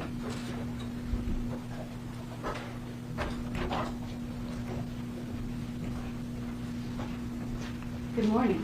Good morning. Here we go. We met last week, but for formality's sake, my name is Iris Williams, and I represent the state of Tennessee. When I was a kid, one thing that my mom always told me is that there are few things that we can control. But one of those things are our choices. Our choices can move mountains. Our choices can get us into trouble. And our choices can mean life and death. Ladies and gentlemen, this case is about choices. You're going to hear a lot of evidence this week. You're going to hear a lot of names. But the name that I want you to remember is Hernandez Govan. Here we go. And I want you to remember the choices he made. And even more importantly, I want you to remember the consequences of those choices. Picture this. November 17th, 2021. The victim, Adolph Thornton, and his brother. They pull up to Makita's Cookie Shop on Airways Boulevard. They park the car, they get out, they talk to the cashier, and seconds later, a white Mercedes pulls up and Adolph Thornton is gunned down and killed. You'll hear from Dr. Juliet Scantleberry, the medical examiner in this case. She'll tell you that Thornton's body had around 20 gunshot entrance wounds to his neck, his chest, his arms, and a catastrophic injury to his face. But how did we get here? How do we start? Where will we begin? Good question. This trial will begin with Erica Thornton. She'll tell you that she is Mr. Thornton's sister. She'll tell you about the last time that she saw her brother alive. And she'll tell you when she heard that he was gone. And after Ms. Thornton testifies, you'll hear from Mr. Raul Hopkins. He'll tell you that he worked for security for Thornton for years. And Adolph Thornton just wasn't Adolph Thornton. He was known across the city as Young Dolph, a musician. His music, his artistry, his journey, his I don't know why they named him Adolph, but hey. And spoke to this city in ways that a lot of artists just couldn't do. Thornton made his own way in the music industry. And he created a label called PRE, Paper Route Empire. Hopkins will tell us about it. He'll tell us that Adolph Thornton made his way in the music industry and created opportunities for other artists. But when you create opportunities for others, some people don't seem to like that. So Hopkins will tell us about another label, CMG, also known as Cocaine Music Group. He'll tell us about the history and the tension between these The fact two they name labels. it that is crazy. He'll tell us that CMG wanted Thornton as their own, but when he decided to pave his own way, when he decided to be self-made, he became CMG's enemy. Hopkins is going to set the stage for how this story truly began. And after Hopkins, you'll hear from Cornelia Smith. And this is when it all will click. Smith is a co-defendant. He'll tell you that he met Govan in 2021. They met through Smith's friend, Bobby Carter. And Smith has a couple of nicknames for Govan. He calls him Big Bro or Quet. Govan started out by selling drugs to Smith, pills more specifically. But that's not the only thing that Govan did. Govan chose Smith. And Govan chose him to do a job. Govan also chose Justin Johnson, another co-defendant, to do that same job. A job that ended in the life and death of Adolph Thornton Jr. He chose two desperate people. Smith, needing money, needing to support his family. Justin Johnson, an aspiring and up-and-coming rap artist that wanted to be on CMG's label, the very label that Govan had access to and was affiliated with. Smith will also talk about a meeting at Govan's house. The people present at that meeting were Smith, Govan, Justin Johnson, and Anthony Mims, also known as Big Jook. Now, Jook is the number 2 person at the CMG label. Smith will tell you that Govan said that there was a bounty on Adolph Thornton's life. In fact, there were multiple bounties on PRE artists. Govan told Smith that there was a $100,000 bounty on Adolph Thornton's life, and that the money was good. The money was guaranteed if Smith and Johnson completed this job. So what did they do? What did the 2 desperate people do? They agreed. And Govan asked for a $10,000 cut from each of them. He chose to ask for this cut from each of them. And they paid him too. And one thing that is important to note is that Smith and Johnson didn't even really know each other. But they knew Govan. Govan was the link between them. So let's fast forward to November 2021. Smith hears that Thornton and other PRE artists are in town. It's Thanksgiving time. PRE often hosts turkey drives at different locations across the city. So they knew that they were around. Justin Johnson picks up Smith from Smith's father's house, and they go hunting. They get to a stoplight on Airways, and at that stoplight, they see a special car pass through. And what is that car? A blue camouflage Corvette. Most people in Memphis know that there's only one person in this city that drives that car in this region of town. Yep. Adolph Thornton. So what does Smith and what does Johnson do? They follow that car. They follow that car. The car parks at Makita's cookie shop. And seconds later, Smith and Johnson pull up in a stolen white Mercedes, gun down, and kill Adolph Thornton Jr. in broad daylight. They get back in the car, speed off, but not before Thornton's brother, Marcus Thornton, fires shots and shoots Smith. So Smith and Johnson are in this stolen white Mercedes. But where do they go? They go to ditch the car. They ditch the car, and we'll hear from Sergeant Dabney that the car was left at 1174 Bradley Street, which they later found out is directly across the street from the defendant's home. After they ditch the car, Cornelia Smith and Justin Johnson go to an apartment complex to change clothes and clean up their rooms. Cornelius notices something. He doesn't have his phone. He realizes that he left his phone in the white Mercedes, the murder car that they left across the street from the defendant's house. So what does he do? He uses Justin Johnson's phone to contact his own girlfriend, Angela Arnold, and you will also hear from her. You'll hear from Angela Arnold, and you'll hear from Cornelia Smith that she picked him up from that apartment complex. When she picked him up, he told her what happened. He told her that he was hurt, and he told her that he was missing his phone. So what did he do next? Smith contacted Govan from Angela Arnold's phone and asked to meet so he could get his phone back. Yep. Ladies and gentlemen, there are copious amounts of phone records, and Sergeant Browning will testify that these call detail records will support what Smith is saying. And if that's not enough, Angela Arnold will tell you that she and Smith met with Govan after the murder so that Smith could get his phone back.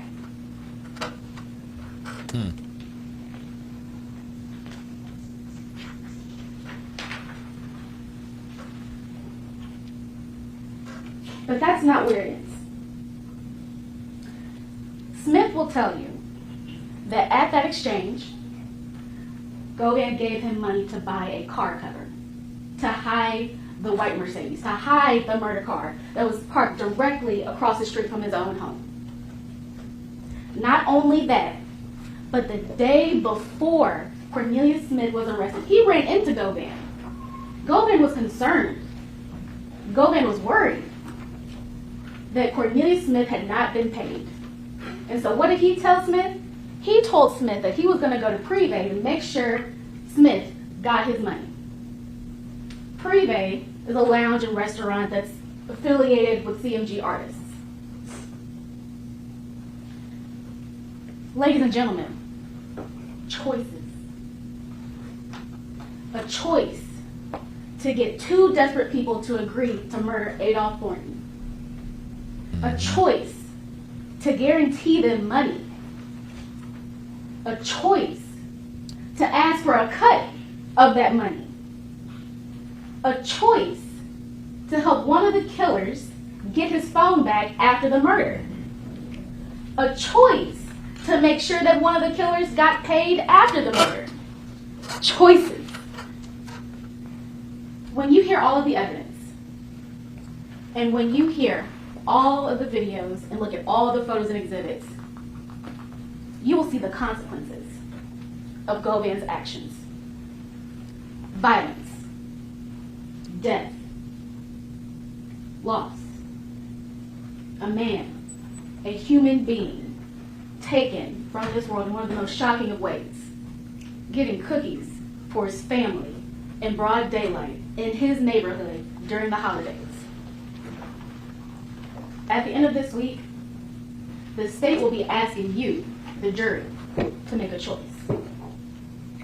The defendant is charged with conspiracy to commit first-degree murder and first-degree murder. Last week in jury selection, we talked about theories of conspiracy and criminal responsibility. And once you have heard all of the evidence, the state will ask you to make a choice and find Hernandez Govan guilty of first-degree murder and conspiracy to commit first-degree murder. Thank you. All right, that is opening statements from the state. They about to... Mr. Govan's in trouble. They've got so much evidence that we've covered here on the channel. We're going to see it moving forward. Let me know what y'all think about opening statements in the comment in the chat. All right. I'm going to see what some of y'all are saying, but we're going to move on to the opening statements from the defense. I shouldn't laugh before they get started, but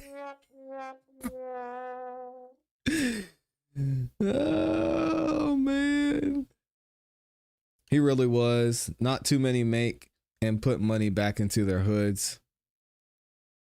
And they shouldn't. But that's another story for another day.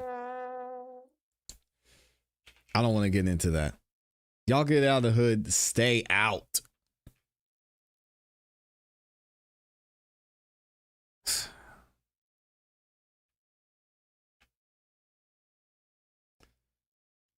I'm not gonna do that. All right. So now we're back into this young Dolph trial. We're gonna hear the opening statements from the defense and see what they're gonna try and prove when it comes to Mr. Govan. They've got an uphill battle to fight, in my opinion. There's so many communications that have been seen between Mr. Govan and the other defendants. Let's see what happens. Switch the screen.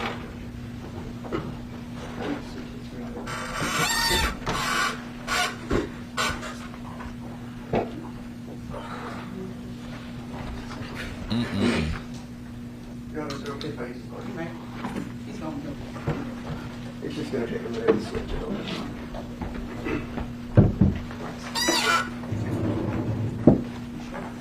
Don't go back to the hood, y'all. Please. For goodness sake.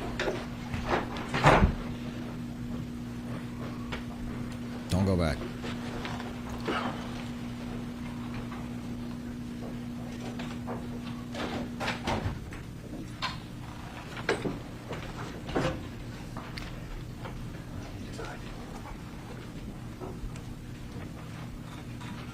That's not me. I think it's screen right about me.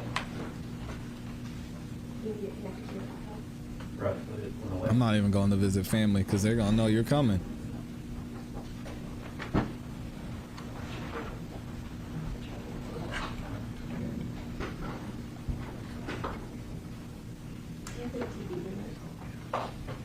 What happened? I think it might have been off.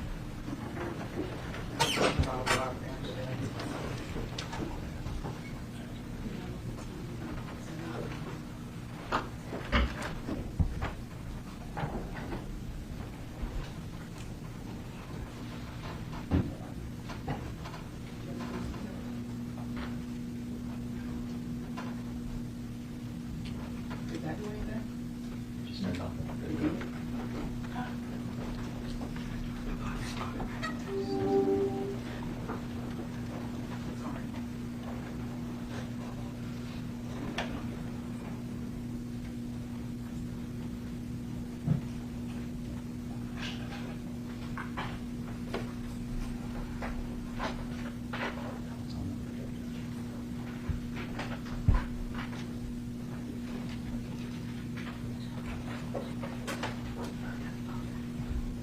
Get it together, guys. Come on. I'm gonna skip ahead. It's Manny Aurora. Here we go. As far as that goes. My name is Manny Aurora. I'm from Atlanta, Georgia. I'm here representing Mr. Hernandez Govan, along with our former IT specialist. Yeah, we Robert talked Wilson, about who's Mo. Also a lawyer. Haley Halty-Wenger, who's sitting in the white suit, and then also Beth Noble, who's in the black suit, as far as that goes. Last week, I talked to you guys a lot about first impressions. And the reason I mentioned that is sometimes the first impression can be wrong. I listened to a very beautiful, eloquent speech from the prosecutor in this case, and it sounds really, really good. But that's the false first impression, because you promised that as a peer of Mr. Govan, you would listen to everything. So let me share to you the rest of the story. This entire case is going to come down to the guy with the machine gun that shot off Adolph Fortin. The whole case is going to come down to him and then possibly his girlfriend backing up his story. Remember, Cornelius Smith has made at least 5 different statements to law enforcement over the course of a year where everything changes. So? He's then met with the prosecution at least 5 or 6 times to go over his testimony prior to testifying here today. So you should ask yourself the question when the judge instructed you, does somebody have a reason to lie? Do they have an interest in the outcome? Yes. You are caught red-handed on video, and you're about to see it in a second, taking an AK-47 or lighting it up at a cookie store in broad daylight. He's facing a mandatory life sentence, as I'm going to question him about. And I ask each and every one of you, what would you do if you were facing a mandatory life sentence to get out of it? Why would you need to make so many different statements if you were telling the truth? Because remember, the truth is the truth. You don't need to practice it. You don't need to remember it. It's the truth. The So let's see who the government has gotten in bed with to try to prove their case against Hernandez Govan. Robert?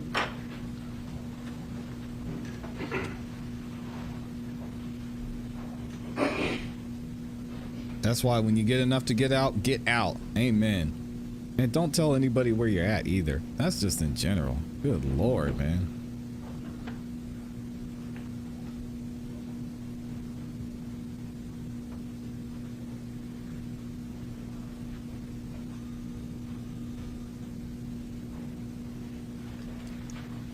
So the man you have to believe is the man who's capable of, in broad daylight, carrying an AK-47, going into a store full of people, and just, without hesitation, opening fire. Let's see the evidence. He's the one that's going to tell you that Mr. Govan did this, this, and this. Nothing that he says can be validated. The other thing the government's going to try to talk to you about is cell phone tower records. The expert that the government may call, or if they don't call him, I'll call him, will tell you tower records are inherently unreliable because it's not like on TV. There's a reason why all the engineers from the cell phone providers, T-Mobile, AT&T specifically, write in their letters they will not testify in court because of unreliability. The other thing you have to know, and Robert put up the slide, within a 10 square mile area of where all this happened, there are 553 T-Mobile towers. 553 just from T-Mobile. And it's hard to see this because there's so many. There will be more AT&T towers. There will be this essentially over 1,000 towers out there. And what the expert will tell you is this isn't an exact science. Just because your phone pings on a certain tower doesn't mean you were there. See, towers get filled up, and you may have to transfer the next tower near. All these people live within a couple of mile radius, so of course it's going to hit all these towers. But there is 553 just from T-Mobile within that area where all this happened. They talked to you about conspiracy and how Govan picked these two individuals. The state chooses to cherry pick a little bit here and a little bit there from each of the statements. We'll see. But let me play a 5-second clip about how all this supposedly happened. I'm not saying it happened. I'm not saying Govan was involved in one way, shape, or form. But if you want to believe Cornelius Smith, the AK-47 shooter, and God knows how many other shootings he's done, and he'll talk about it, I want you to listen to this. It was one day, me and Elder was out riding, and I wanted some X pills, so I went to the courthouse to get the X pills from him, and Juke was over there. Not another When I walked in, there was one quick told Juke, this little seat right here, and my little Juke was like, is a hit him out on. First, he said, take all the phones outside, you know. He didn't say my phone, he was saying quit phone, but I passed my phone to make it feel comfortable. So, took the phones outside. Juke was like, there's a hit him out of here, get him, and he got us. And I can't recall like exactly when it was, but that's what he said. All right. So the state just told you to your face that Mr. Govan picked out two desperate people. Cornelius Smith, if you are to believe him, says in his statement, I just happened to be going by Quet's house, Govan's house, to buy some ecstasy pills with my girlfriend. Juke happened to be there. Doesn't say He's Quet said a word. translating. Juke says there's a hit on everybody, and I got you, and Juke says, take the phones outside while I talk to you. Assuming you believe any of that's true. And the reason I ask you if you think any of that's true is the police never went to question Juke, a.k.a. Anthony Mims, or Yogati, or any of the people with CMG. Never once even tried to do an interview. So this is as plain as day. Juke said do it. Quet didn't say anything. Quet lives in the poorest part of Memphis in Orange Mound, sells a few ecstasy pills to make a living, and hustles with some sports gambling. He's a nobody, and that's why I asked you about the peers. He's a throwaway that they can blame. Why did they not talk to Juke or anybody else with CMG? Ever. Now, Juke ended up getting killed in 2024, 2.5 years after the fact. Never arrested, never talked to, never interviewed, never pursued, never surveilled, nothing.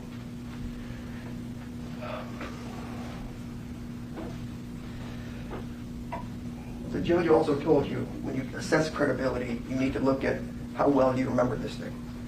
Cornelius Smith cannot even tell you when he was propositioned to go kill somebody.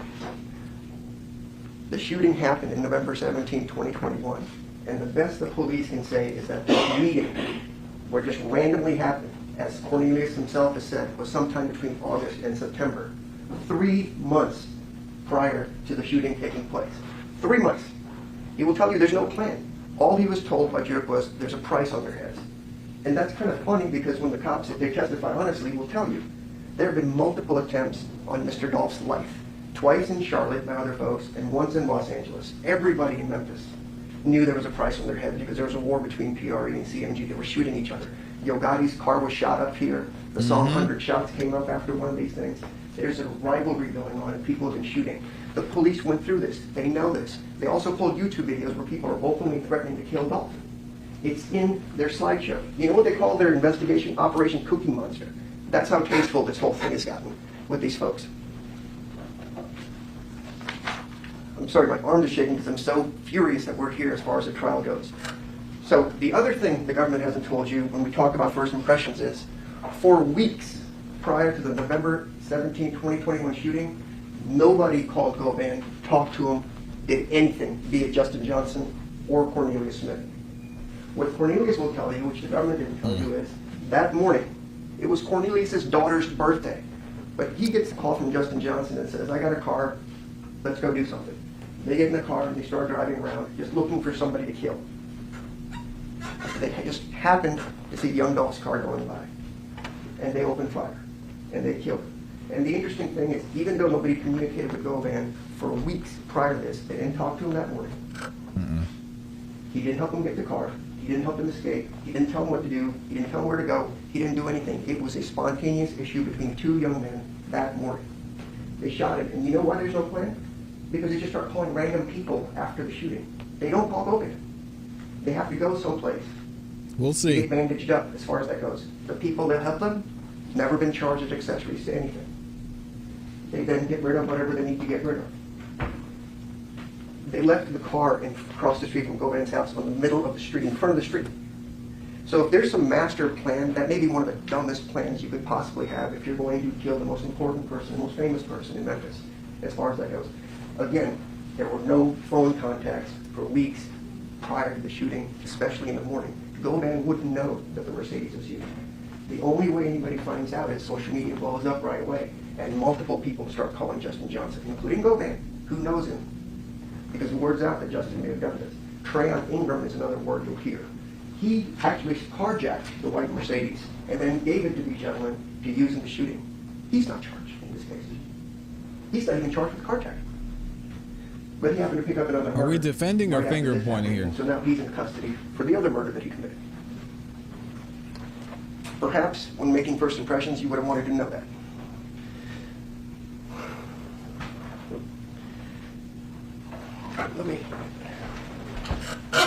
I thought about going over at least one of Cornelius' statements in his life, but I think it's just a little too much. We would be here for about 2 hours going through everything that he said has been inconsistent, bald-faced lies. In fact, you know how somebody's lying? Because in his first interview, that lasted a little over an hour, 32 times he told the police, trust me, I promise, I swear to God, I wouldn't lie to you. 32 times he says that before answering one of his questions on one of his first interviews after he's caught. And after he's caught, his girlfriend gets questioned because they ran down the license plate numbers, all that stuff with the cars. She lies through her teeth on December 14th of 2021, says, I don't know nothing about nothing. Because Cornelius had talked to her and tried to make up a false alibi. See, where's the plan in all this? See, if I have a plan to go kill somebody, we have a place to go dig something far away. I have people that can cover for me as an alibi. I don't make random phone calls.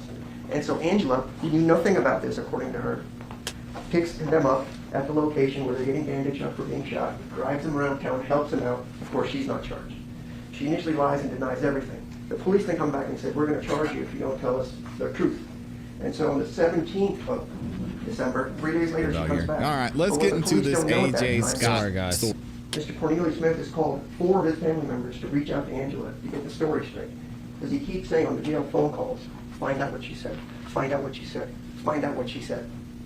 And then on the 17th, it comes back, and they're talking to her. And she says, well, we went over to that house sometime in the past, just like we talked about. She doesn't know anybody. She said, I can't think of his name. And the interesting part is, the officers say, is it somebody named Q? And then she says, oh yeah, it's Quet. Remember the phrase Bobby Carter that they mentioned? Bobby Carter also lives on Bradley Avenue. They're good friends with Cornelius Smith. They buy pills together and do ecstasy pills together. And the other thing Angela Smith says is, Govan brought us the phone after the fact. How is that part of any plan or anything else? They called and said, give me a phone. The interesting thing about that is if it's true and you believe her, there would be fingerprints on the car. The police fingerprinted it, DNA'd it, did everything. Cornelius' fingerprints are there. Trayon Ingram's fingerprints are there. Kirsten Garner, the other guy that worked with Trayon to steal the car, his fingerprints are there. There's DNA in there. There's blood in there. But nothing with regards to Govan. Yeah, that has nothing to do with the charges. The shooting took place across the street from Mr. Govan's house. Has nothing to do with him, didn't touch it. So if he didn't do that, how does he open the door? And frankly, how do you get the keys to open the door? See, Cornelius doesn't give you the details. Did they lock the car after they left? Or were the keys? He doesn't know about any of that stuff. So tell me how Mr. Govan got into the car and how he did it so beautifully, being dumb enough to take the murder car, one of the most famous people, and say, let's just park it across the street, and then somehow magically wipe his prints, DNA, hair, anything out of that car while he's looking for the phone. You know why that is? Because he didn't do it. What you're going to hear from Trayon Ingram is Trayon Ingram, when he stole the car, left his backpack, his wallet, and some other things in the car, and he had Justin Johnson go get them. You will hear that from Trayon Ingram's own statement with regards to that car. This is why I talk about first impressions, because they always could be misleading, and in this case, patently false. When you cherry pick the evidence that you want to tell you, and then have the cameras rolling on a high-profile case to pressure you to commit a verdict of guilty, is patently unfair. And just because he's a nobody and doesn't have money, like Gotti or Joke, his brother, who was never even questioned or charged, he's the fall guy on all this stuff. He didn't do anything. Even if you believe Cornelius, all he says is, I just happened to show up there, and he said, hey, this is Lil C. Joke took over and started doing all the talking. Do you think that man could pay somebody $100,000 and you'd say, yeah, he's good for it, I don't need any validation, he's good for it? And interestingly enough, Cornelius' story also changes along with Angela's, because initially, we were supposed to be paid $1.5 million. Then after another interview, it became $1 million. Then it became $500,000. Then it became $100,000.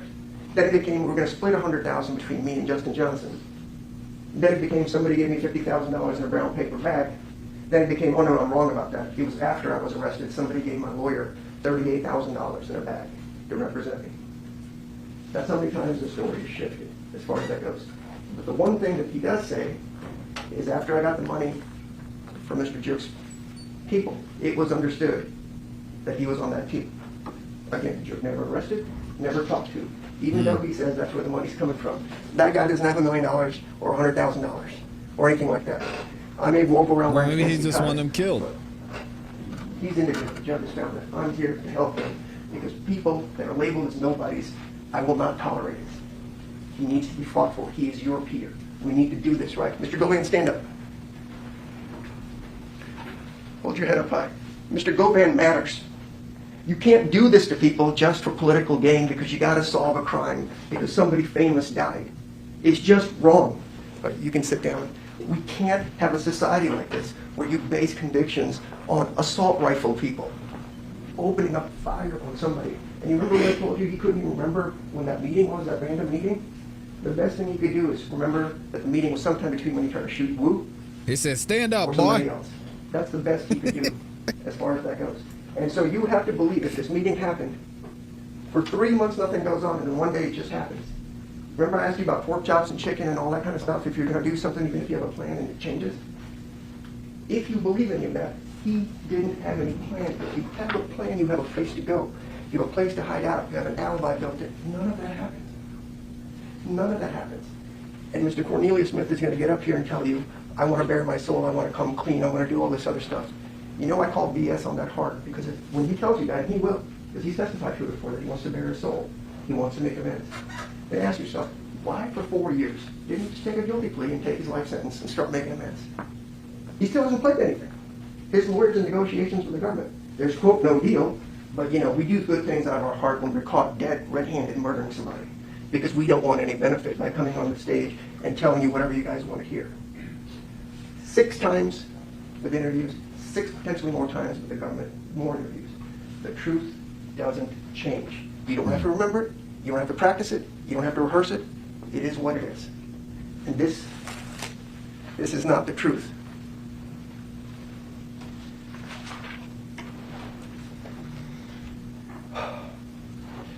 think I mentioned it in jury selection, but responsibility for your actions goes both ways. There's going to be a lot of He said I could hear the jury snoring. For example, you'll hear about a lot of cell phone records and who may have called who. Or the full-on analysis is never, well, I'll just leave that for the expert. It's all coming down to Cornelius and possibly where somebody's phone might have been. You don't know what they said, if they even talked, or if as a friend you're calling somebody after a shooting, because everybody starts calling everybody within minutes after this, because social media blew up after this happened. You all know it. You all heard it. Everybody knew about it. Govan is your peer. He deserves better. We shouldn't be here. High-profile TV cameras or not. Sympathy for a young man, come on musician, now. whatever he was. Nobody deserves to die. But you don't compound the problem by blaming innocent people for it. And even if you don't want to believe he's innocent, you want to believe Cornelius, they sure as heck didn't prove the case beyond reasonable doubt. I talked to you guys about that with the British system. It's either guilty or they didn't prove it. So I'm asking you to at least at a minimum say he didn't prove it in about 3 or 4 days from now. Thank you. All right, what do y'all think of that from the defense? Some of y'all said you were snoring. They got an uphill battle because there's a lot of evidence pointing to Mr. Govan being a part of this, a major part of this. And the conversations that he had with the two gentlemen that took Dolph's lives, y'all are going to be surprised at. We're going to get into it a little bit later. We'll probably be covering this while we wait for a few other trials to start. So let me know what y'all think about opening statements in the comments in the chat. Should we cover this whole thing? What do y'all think? Let me know. Y'all said that was dry. He needs some milk. Throwing tomatoes. Tay2 said, "Oh boy, going to prison." Oh Lord. Shout out to the gang in here. Thank you again to the 1,200 of you that liked the video. My goodness. Thank y'all so much. Thank you to everybody that shared out the video as well. And also to everyone that sent in the super chats. I want to give y'all a special thank you for going the extra mile, supporting the show. Shout out to Kay. Shout out to B Mac, Nana Banana, Sean P, Libby 22 SC Girl, Mary, Slim Life New Jersey, Virginia Wiley, Valencia, and Kara Hampton. And of course, as always, my awesome, amazing Amy. We are going to be back tomorrow. We got some more trial coverage for y'all, so make sure you stick around for that. If you haven't yet, subscribe, hit the notification bell so you don't miss any time that we go live or drop a new video. We're going to be live tonight for Song of the Night. So if you're interested in hearing some music from the independent artists here in the community, make sure you tune into the show tonight. Looking forward to see y'all. Have a great rest of your day. And as always, peace. Keep growing, keep pushing, keep it classy. We gone.